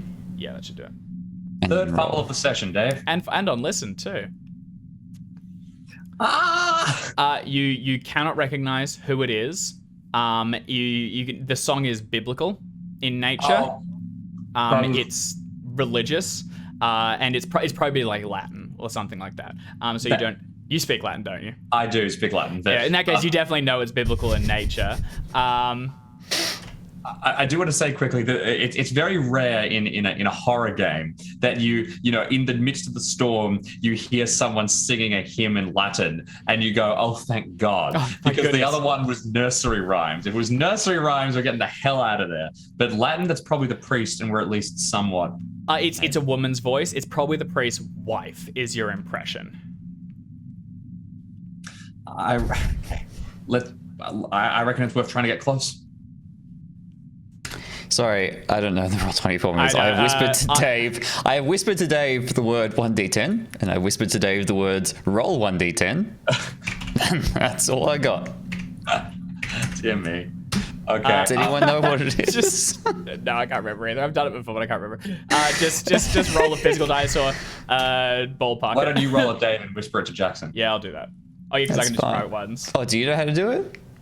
Yeah, I can whisper myself at least. GM roll. There you go. Thank you. Thank you. Chat, Oh, slash GM roll. All right. Slash GM I just roll. whispered you, so you'll. I haven't got your whisper. This is Fuck it.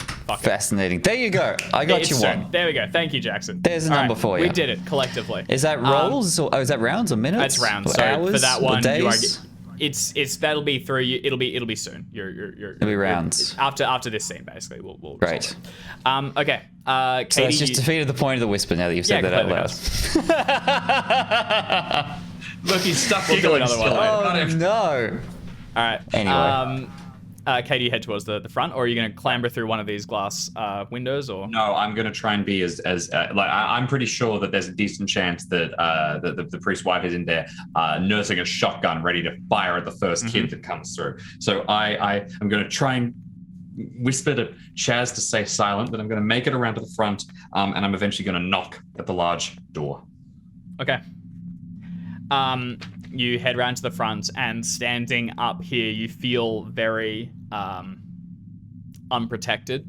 You can see down to the streets, you can see people moving, and you sort of like take, the faith that someone will answer, and you thunder on the door. Hammers inside and echoing on the interior. You will hear the song falter for a moment, then pick up once more, and the door swings open. Oh. Anyone open it, or does it just kind of just seems to just from me hitting it? It swings with more speed than just you hitting it. Okay, I'll look. I fumbled that listen check. I'm pretty convinced. I'm good. As before, I will be drawn inside. Okay. You step inside. Head in. Yeah. Chaz, are you joining? Knowing my current condition, can I find an alternate route so that if I am, made obvious, then at least Katie won't be? You can be staying outside near one of the glass windows so you can hear what's going on, but not be directly involved if you want, or you can just follow in. Is there an alternate point of ingress? There's a side entrance around the back, as you remember, because you reinforced it that one night long ago. That's what I'll try. Okay. All right, you begin to head round, and it'll take you a little bit to get there. Katie, as you head in and you begin to walk across the stones, there's no clear sign of who opened the door for you. There's no one else seated here. The pews are all still perfectly in place, and you can see the single printed, handwritten paper sheets laid out on each of them for what would be the coming Sunday's sermon and the hymns that they will sing, and they're still all neatly placed in their spots. At the furthest point, seated on the raised section behind the altar, is the wife of the pastor, and she is seated, dressed all in white, with her legs crossed and her hands placed primly across them, and she is singing beautifully that echoes all throughout the area. She watches you as you approach, but seems unwilling or incapable to stop her song. I will raise my hands a bit, and if there's a chance that I might know this song by virtue of having Latin, I'll wait till like a pause in one of the phrases or something like that, a moment where it's going to quieten for a bit, and I'm going to quickly blurt out, I'm sorry, I'm Katie Wilkes. You helped me before. Last time there was a storm and things out there. I need your help again, please. She sings and then she hits that break and then refuses to interrupt the silence of it. But she raises her hands and then spins them to like point them to your palms forward, and then like begins to stand up and walk backwards, clearly gesturing you to follow her. As she stands, you can see now that where she had them placed, they were covering blood spots. Her two palms, as if displaying the wounds of crucifixion or something similar, have blood like caked around them, and where she had them placed primly across like one of her thighs, there are spots of blood there as well now. She's walking backwards and she's taking you towards the confessional. Okay, that's utterly terrifying, but I know Chaz is nearby-ish. I'm gonna go along with it. I'll head towards the confessional. She begins to sing again, picking it up, and it begins to spiral through the area. You walk towards the confessionals, and one of the doors, the door is open for you. It's already partly ajar, as if waiting. Inside it is dark and stale, but it's also kind of quiet. On the other side, you can see there's that like lattice work barrier where there should be the Reverend listening, and you can just make out a silhouette where someone is in the other booth.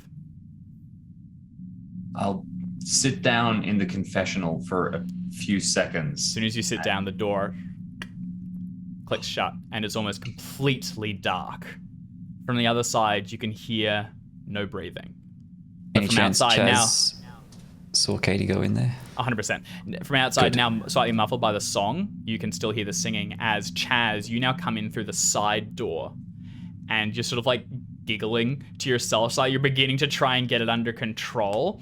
And Maria, the pastor's wife, turns to you and holds her hands aloft to you as well, palms forward, and begins to walk towards you. She is coming at you with intent as well as she begins to stride, clicking across the raised thing towards you. I'll shrug the rifle off. Okay, Shoulder, make it not pointing it, but making it clear that I'm holding it.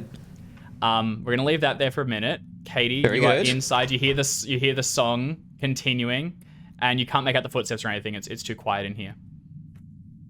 I'll sit for a couple of seconds waiting, and then if I don't hear anything, if I don't hear any indication, I imagine I would have been to a church like this before. Yeah. I never put thought into whether Katie would be Catholic or not, but I presume she knows how a confessional works at least. So I might flick the little thing and kind of go, hello? You would have been through confessional before, as you said, and as you flick the thing, there is an opening between the two. There's like stale air moving through. There is a little single like globe that crackles a little bit where you are, and you can catch the silhouette of the pastor. It moves slightly. You'll see it like shift a little bit in its place, but there is no response. You are in a place where you might profess sin. Yeah. You might be carrying guilt at the moment, and this might be an opportunity to rid yourself of it. If I can see the pastor, I'll say, Pastor, I've come here seeking help, not necessarily, absolution, but look, I'll take any help that you can give me at the minute. We came down into Cobb's Corners. We knew we might die here. You've seen, I mean, you can see what's outside. It's outside your door. This is your home. I know about the sermon you made and how you took up this place as yours. We came here to try and save it, to try and do what we could, and we need to know what we can do. We need to figure things out. There's always been something we can do. When the library was on fire, when everyone was destroying each other, that's what I did. That's my sin. I cracked my sister over the head with a punch bowl. That's got to be a biblical thing, right? Cain and Abel, there's something there, bludgeoned with a rock.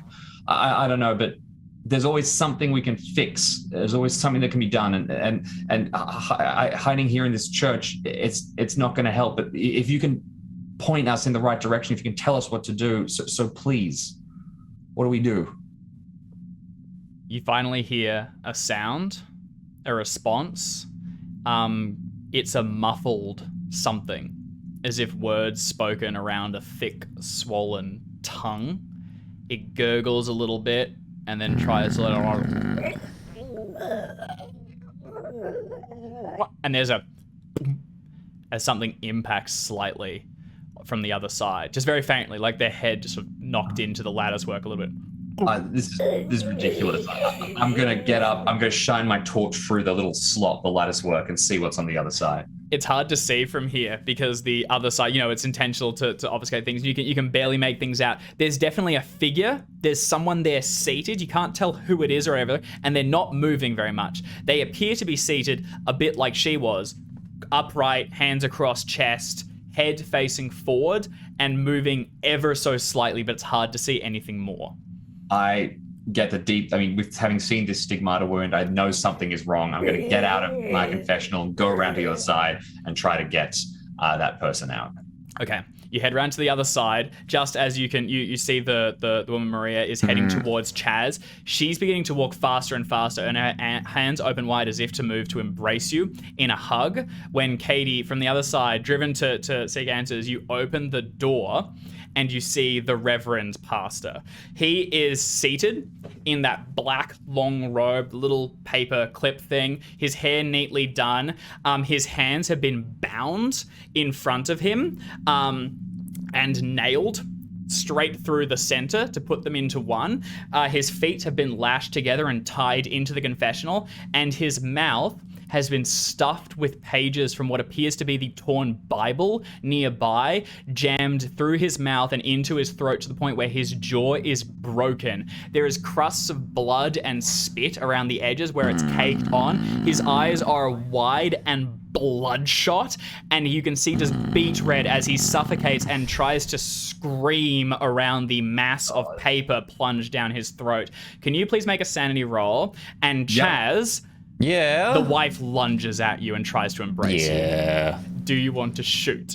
I would be so inclined. Okay. Go ahead and make a shot. What's my sanity plus?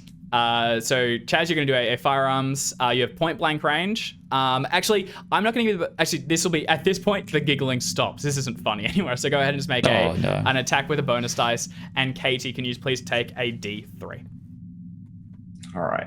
More D3s. Love these D3s. Oh my. Holy shit, dude. Oh dear. 3. Okay.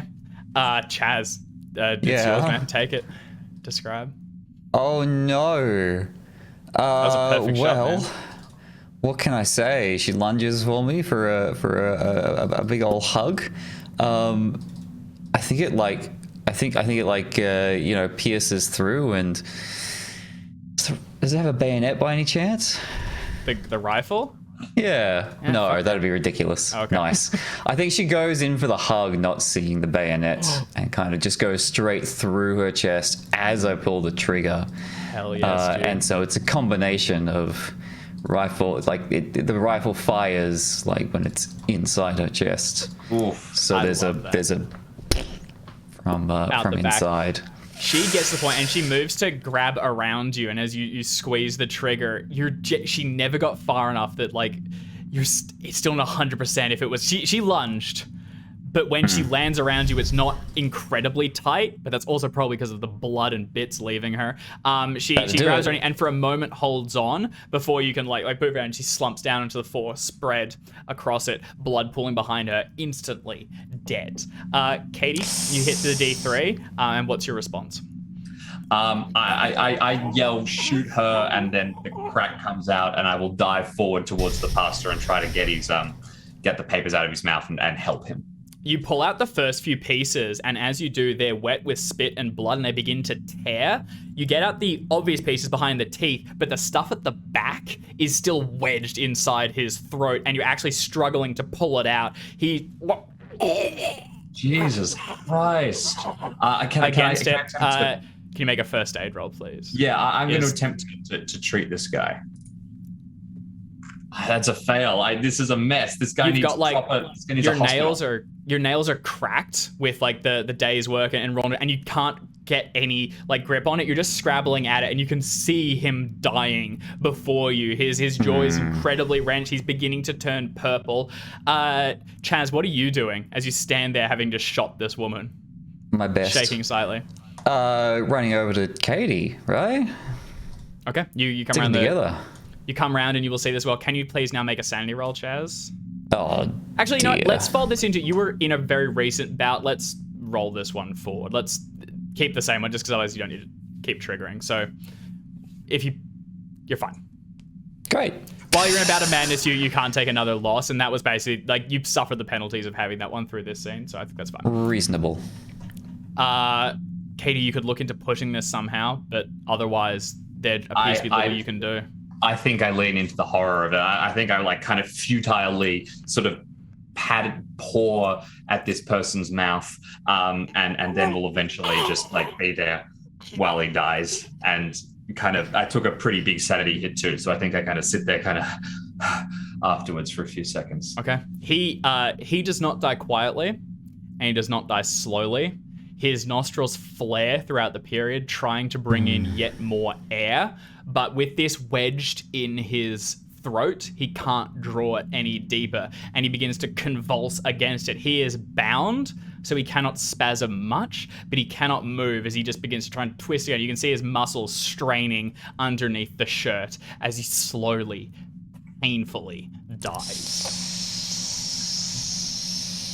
When at last he falls quiet, I think we wait for a second unless you say anything, Chaz, or unless you start to giggle, worst of all.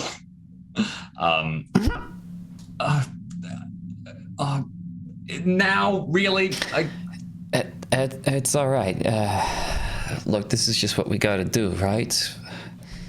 We gotta bring an end to all these stories that are playing out here tonight. And this is just the way this one was going to end. You mean we need to go house by house and find this again and again and again and again? I think that's what we signed up for, yeah. Didn't they have a kid? A kid somewhere? Am I remembering that wrong? And we keep moving and we keep an eye out. That's all we can do. Okay, let's... Oh, Christ. Oh, well, appropriate. Oh, my... All right, let's just get moving. Let's do a quick search of the place and go. All right. And as we stand up and search, I want to throw out a little scene. As Katie kind of walks forward, she kind of stops maybe as we start to search the church, and she'll sort of look towards Chaz with surprise and said, "I said I hit my sister. I said I didn't remember any of that. That was when the Migo took control of our minds. We didn't have any memory of any of that." Well, you know, don't really know how the brain works. It's been a tough night. But I can remember it now. I think it just came out. Have I remembered it for longer? When did I stop remembering that? I think we can untangle all of that once we get out of here. I think there's going to be a lot more freaky stuff going on in our brains before the end of the night. So let's fix it after the fact. Chaz, even if we do get out of here, what's going to be left of us when we leave Cobb's Corners? There's nothing here. Everything that's happened, it's just madness. Yeah. Yeah, but we're gonna stop it, right? Like I said, we're gonna put an end to it. And even if we don't come out the same, it's gonna be for the better. We're taking more bad stuff out of the world, and if that means that taking the bad stuff into ourselves, that's what we signed up for. I don't know what else to say. I don't know what we sign up for. And maybe we just don't get a say. You're right. Let's keep going. Let's keep going. Hey, the main thing is we're still here together, right? I mean, this would be a lot harder if we were on our own. So let's just keep our minds on that. Yeah, I'm glad to be here with you. Yeah. Well, not here, but you know what I mean. Yeah. And we search. Big guns. You begin to have a look around the area. Outside, you can still hear the occasional scream or the crackle of flames. You step around the bodies where they fell, unless you want to position them in a more respectful place or leave that for someone else to deal with. You will find clear signs of the sun is not here. And you will find, like, stashed underneath the bed, there's a space where it looks like he might have grabbed, like, a bag or something. It looks like he left. And there's signs of, like, him leaving relatively willingly. There's also tracks at different points where people have come and gone through the church. So these are not the only people that have been here this night. You can look for more specifics as well if you want, but one other thing you will find is, I'm not 100% sure if there's a Baptist thing, but for the sake of I wanted to, you can find a bottle of what's the wine they do for communion? And Chaz, as you begin to fit, you know at this point you are on a thin slope. A single point of a single anything will send you teetering back over the edge. You could be a goddamn liability, or bottoms up. Give me some of that too. Okay. Yeah.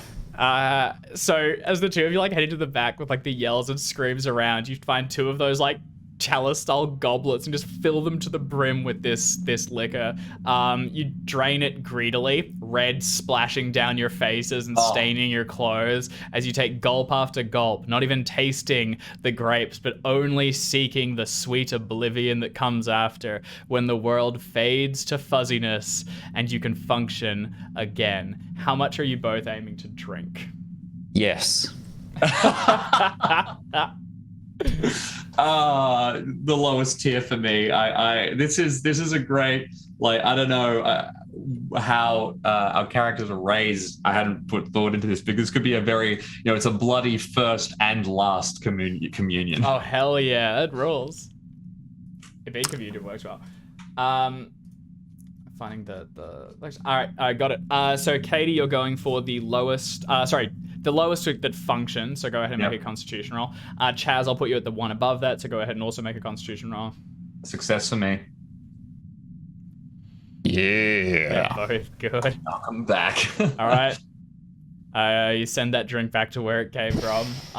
You can feel like, again, you're, like, stained and crusted with wine. And when you both look up at one another again, across this table, like, strewn with the wafers and instruments of religion, two bottles lie, like, just, like, rolled along the ground, and these goblets stained. The world spins slightly, but each other stay in focus.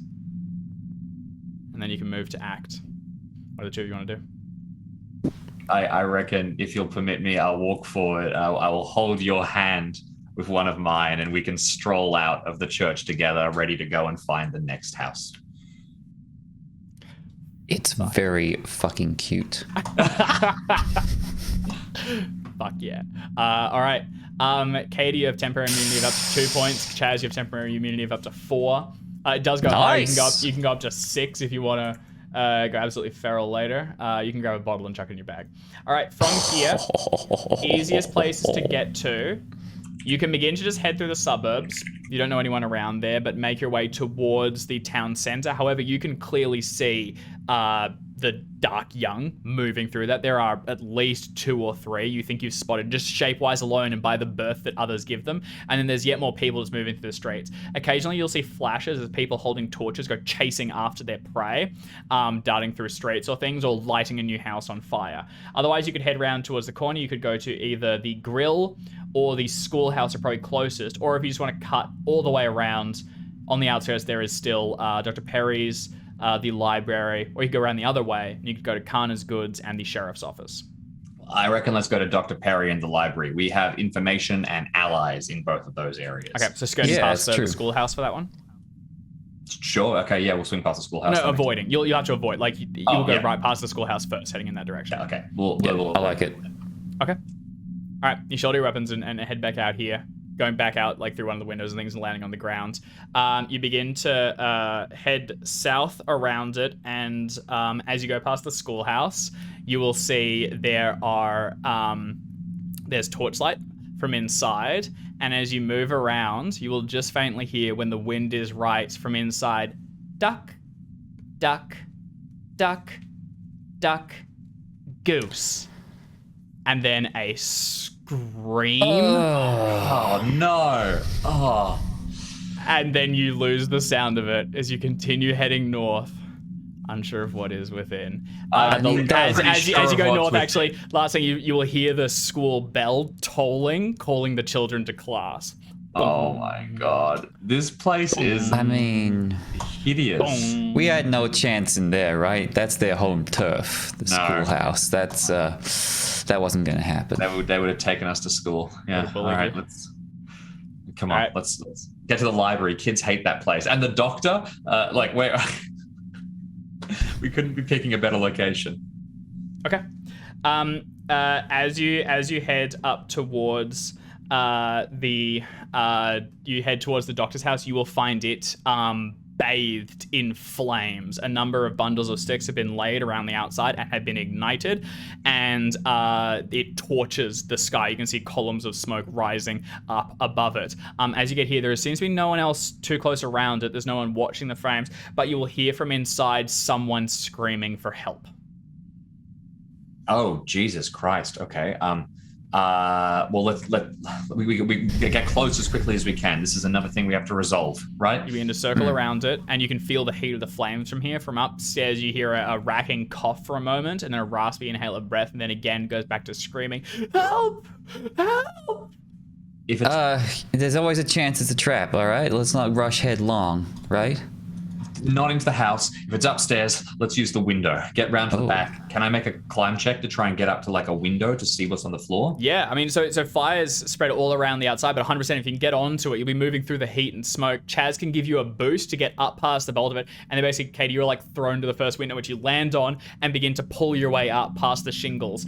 Everything here is blistering hot. The wood is beginning to like warp and twist, and each thing you heave on it away as you move your way up. Go ahead and make a climb test. It is still just a straight roll, but penalty will be some damage.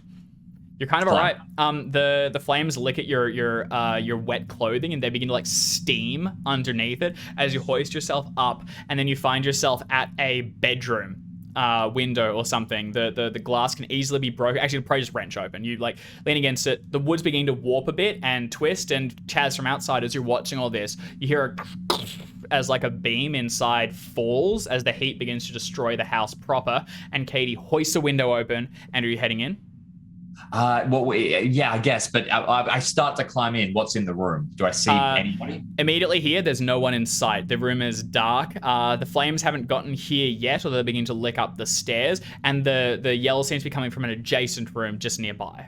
I will rush to the adjacent room. Okay, you burst the door open, and as soon as you do, the oxygen from the opened window sucks the smoke and heat up, and there's a from below as the fire roars further up and smoke billows out and around. Immediately, you're like pulling up that scarf you've been wearing a few times and beginning to blink blearily through it as you stumble to the door and push it open.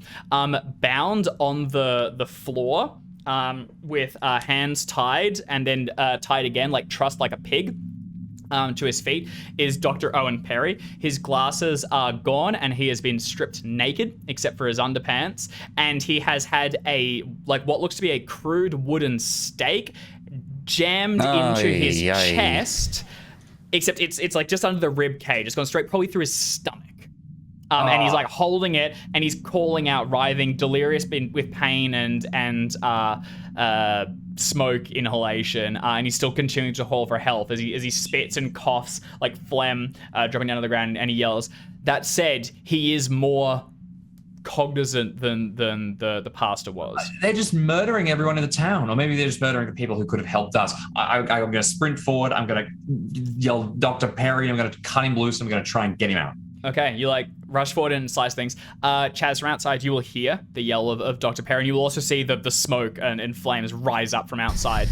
Additionally, you see coming around the corner a group of there's three kids and an older guy, probably like 30s, a big fella, looks like a farmhand or something. And one of the kids, a girl with quite short hair and dressed in like a oversized white work shirt that's stained with like muck and blood and things, it seems to be directing them to go somewhere, and they're quite nearby. You could go inside and try and hide, and you won't need to make a stealth roll, or you can try and hide on the outside and stay removed from the fire and the threats. Yeah, I'd be inclined to hide so I can get the drop on them. Okay, do you want to go ahead and make a stealth roll for me, please? I would love to. Oh, 2 points of luck. That's within. 2 points. That's within your luck budget. Come on, we're right at the end of the session. That's half my luck. And he used that luck for his spotlight. Remember when the spotlight worked? Jackson, you 2 points of luck. Come on, mate. Yeah, all right. Yeah, I'll get it back. Okay. Where did we leave the car, by the way? I hope we didn't just... It's like it's just on the outskirts where the rain's still falling, so it's not far. It's a short sprint away. You could get to it and wrench off the spotlight or something if you need it. You'll need a power supply, but it's feasible. It's possible. It's Good Lord, I need to get that spotlight back. Anyway, I know you do. Cheshire refuses to lose it's a stupid benefit. Yeah, it was that roll. I got to make the most of it. You got to honor. All right, Katie, you slice the. Binds the little ropes. Yeah. You find a because you don't have I know you guys have basic equipment and things. I'm just thinking you normally use a cudgel and stuff. So I'm thinking. Oh no, we established that I have a knife previously. Oh, okay. I was thinking otherwise you'd get like a letter opener that's on the desk and it's like dull and you're roughly sawing through it to cut it loose. But yeah, that's fine. All right, you begin to cut through those jaggedly. Perry blinking can't see. His eyes are like red and watery and streaming down. And when he first sees you hang over and your long, you have quite long hair. Anyway, whatever. Your hair like obscuring over it. He seems to be terrified for a moment, but then he gets that you're helping him, and he goes, "Thank you, help me." Come on, come with me, quick, this way, and I'm gonna try and help him. I'm dying. And then you get him out towards the stairwell. As you're standing at the top of the stairs, the lower ones begin to crumble and fall down as flame has enveloped the lowest level. He's leaning against you very heavily. He basically can't move on his own. Dr. Perry, you're going to have to come out the window. You're going to make it. It's going to be okay. Okay, he's still holding the stake plunged into his stomach, and whenever he twists, he just flinches in agony. You move him back through the bedroom towards the door, and when you look down, there's no immediate sign of Chaz. Meanwhile, Chaz, you've crouched down and circled around. You've still got an eye line of where Katie's going, and you'll see her coming back in a moment, but she can't spot you, as these group of kids have stopped nearby, and the girl is barking orders. She goes, "All right, Amanda wants the calf, so fan out and find the bloody thing. They can't have gotten past the Dark Young, and we saw them coming into town, so they're around here somewhere. Get them, and let's get this sacrifice moving. Go, now." And then she Amanda wants claps the hands. what? The calf? The calf is what they said. Oh, I don't like the sound of that. No. They begin to, the group begins to head off. Clearly the older guy's just taking orders from them as well. He doesn't outrank just due to age.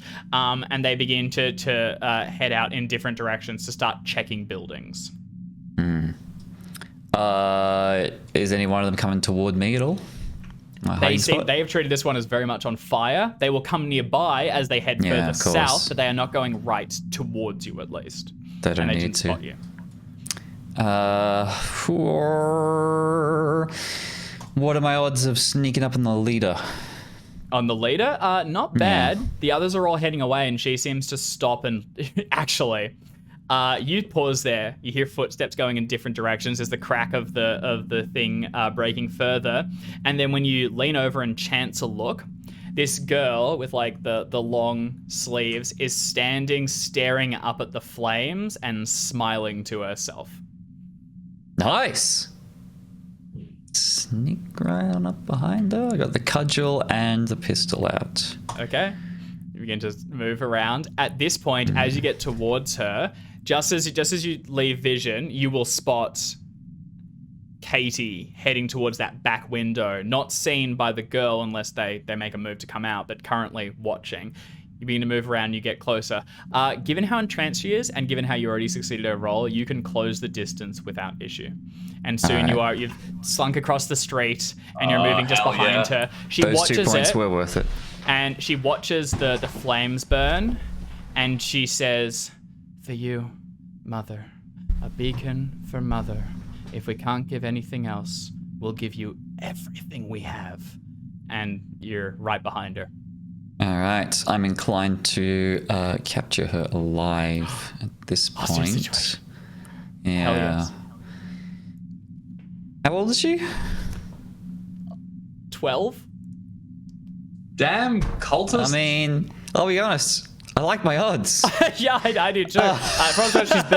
She's build -1. All right. I guess I'll holster the pistol. Still got the cudgel, and I'll go for a grapple and a bundle and a gag and a tie up, hold down kind of situation. Okay. Like, you can just body her into the bushes basically, and land her. Yeah. Okay. Go ahead and make a fighting brawl test. What's your build? My build is Juan. You have 2 bonus dice. And Wait, I'll roll really? Yeah. Outstanding. And I'll roll. She's going to attempt to dodge. And of course, my brawl skill is 92. Okay, I'm feeling pretty good about this. Go ahead and roll. Hard Strong success. start. 39 hard success. success. Okay. Just from the dice. Same number too. You rolled the same number. Yeah, we're twinsies. You body this kid across the bushes and into the ground and jam her down. As you hold her in the ground, she lets out. She like tries to like scream in just like surprise at first. And you clamp a hand over her mouth, and you begin to. And she's looking up at you. She's fairly fucking pissed. At this point, Katie, you're up in the window looking down at it. The flames are just below you, and it's on the second story, it's a decent drop out of this. The window is open, and the flames are right behind you as well. Owen leans against you and says, "No, I don't think I can make it. Don't risk yourself for me." We've got to try, Dr. Perry. We came here to do that. That's why we're here. We're in here together. That's left. If you know anything, if you can say anything, tell us now. But I'm going to try and get you down and climb. This is what I've got. I got 64 climb. I've got some rope that we've been using. If there was ever a chance that I'm going to succeed this, like a physical thing, this is Katie's domain. So I'm going to go for it. So before you roll, he will hold on to you and lean on to you. He goes, "They're taking people into the center. I don't know why. I don't know what they're doing, but they're collecting them. They're collecting a lot of people, specific people. I don't know why, not me, but they're looking for someone. Listen, you're not the only people to come into town tonight. There are others that have journeyed here. There's other fights taking out. You're not alone. Not yet." Where can we go? Where can we find some of the others? At this point, smoke roils forward. The door begins to splinter. He tries to say something, but is caught by racking coughs and phlegm. Do you want to go ahead and try and get him out of here? I will try. Here we go. It's going to be a hard climb test. Given the flames and everything, it's definitely a point of nature. But if you succeed, I don't know. Full on climbing him down is like a hard with a penalty because you're bringing him with you. However, yep. The worst case is there is a chance of just drop and we'll see where the rolls go as well. So that's it. The penalty is he falls, and that's where it got anyway. But I think realistically, that's where we're at. There's flames and things. The house is falling apart. There's smoke, and you're carrying a full-on guy. I think it's hard with a penalty. Hard with a penalty. All right, coming up. Here we go. Extreme success. And oh no. And a fail. You could push it. You could push it, James, and that is putting yourself in the... You see him begin to drop, and you'll basically put yourself in the point of danger, risking slipping but throwing Owen to safety. You know what? I think it's actually the other way around. I think at this point, Katie is running on fumes, and she's seen everybody dying, and the words that Chaz had said in her head are ringing in her ears, and she'll say something along the lines of, I'm sorry, and drop him to get herself to safety at this point. Can I take can I push with a penalty of sanity points? No, you can. If you do that, you can keep the extreme for yourself, and we'll give you the sanity. Is it I don't think it's full on you use him as a landing pad, but is it more just you leave him there and go? Yeah, I think we're halfway, and I'm like, I can't. I'm sorry, and I drop him. Yeah. Hell yes, dude. All right, you make the leap to the ground. He's still coughing and trying to so there's no chance for him to say it's okay. There's also no chance for him to curse you. He just reels over coughing. He gets towards the edge of the window as you land on the other side and tumble. He gets there. He seems to take a moment to consider his options when the flames begin to lick at his naked back. Blistering and boiling, he lets out a screaming cough, and he will try to throw himself from the window. He arcs forward through the skylight but does not clear the burning bushes underneath, and he lands on them. The stake plunged through his stomach, skewering through the back, and he immediately painfully dies. Brutal. You tried. You get points for trying. You get points Katie. for trying. You get points for trying. I will run and flee into the woods, where I'm sure I will be able to find Chaz soon.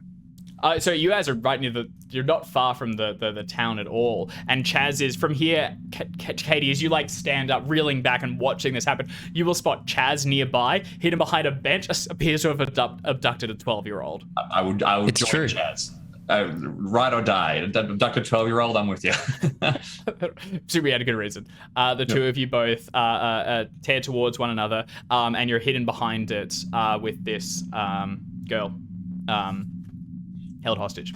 What do you say? She's one of the cultists, right? Yeah. She was one of them telling the others what to do. She's trying to bite your hand as well. You're able to dodge it. You can feel her trying to do it. You still got some rope? Yeah. Here. I truss her up. We need to interrogate her, but we can't do it this close to the town. We need whatever information we can. Perry didn't make it. I had to drop him, but anyway, he said that there's other fights inside. They're getting people into the center of the town, so we got to find some of the others. I knew it. All right. Well, yeah. I mean, that's all we can do, right? We got to keep stopping any reinforcements to them, and keep looking for folks who can help us. And maybe this one will be able to tell us a few things. Let's duck into the woods. Let's interrogate her, then let's go back, let's put a stop to this, and I keep hearing them say mother, so attempting to try and say some kind of badass line, I'll glare at her and say, and make all of these damn cultists orphans. Fuck yeah. Drag him into the woods. Awesome. Okay. You hoist this kid up and still held and trust. You'll take her back. I actually think to the car is a good one. That you've got sequestered over the way, and you can put her in the back with a couple of ties of rope and things. You can then latch her to where the goat was secured, so she's now in its place, held and trust in the back. This is where we will leave this session, I think, with a hostage taken, and with the two of you standing by the car as Cobb's continues to go into flames. Elsewhere, There are other factions moving in the darkness. You think there are dark young patrolling. There are some houses that have not yet been burned, and some people that might also be able to help you or give you some information. Up towards the top, what you first thought might have been the faintest beginnings of the clouds descending to meet the smoke is now apparently so. It's clearly seen almost a tendril of cloud that's beginning to lower, and as you head towards here and you begin to question this this child, you can't help but look up towards as you think you can hear chanting or singing flowing on the wind towards you, and something almost manifesting within the storm. But that's where we'll leave it. And that's where we'll pick it up next week when Alex and Art rejoin us again for what will be our finale for A Time to Harvest. Hell yeah. Hot dog. Let's bloody do it. Yeah. All right, awesome. So we're back here same time next week to conclude the session. I think we're also going to be doing a giveaway of some flavor. We don't have the specifics yet because they are still being determined, but we will give away copy of Time to Harvest or something similar, so tune in for that. That'll be done through the live chat. In the meantime, there's also the Discord. This all goes up on YouTube, and we will probably be doing an epilogue after the session as well, so that'll be a chance to just kind of have a yarn, chat about things, and for us to tell you what we're running next. So if you want to see what we're doing after this, tune in. All right. It'll be a good time. Katie, Chaz, James, Jackson, anything else you want to add, or close her out? All four of us. I think we're good. Okay. All right. Thank you all for watching. Thank you all so much for playing.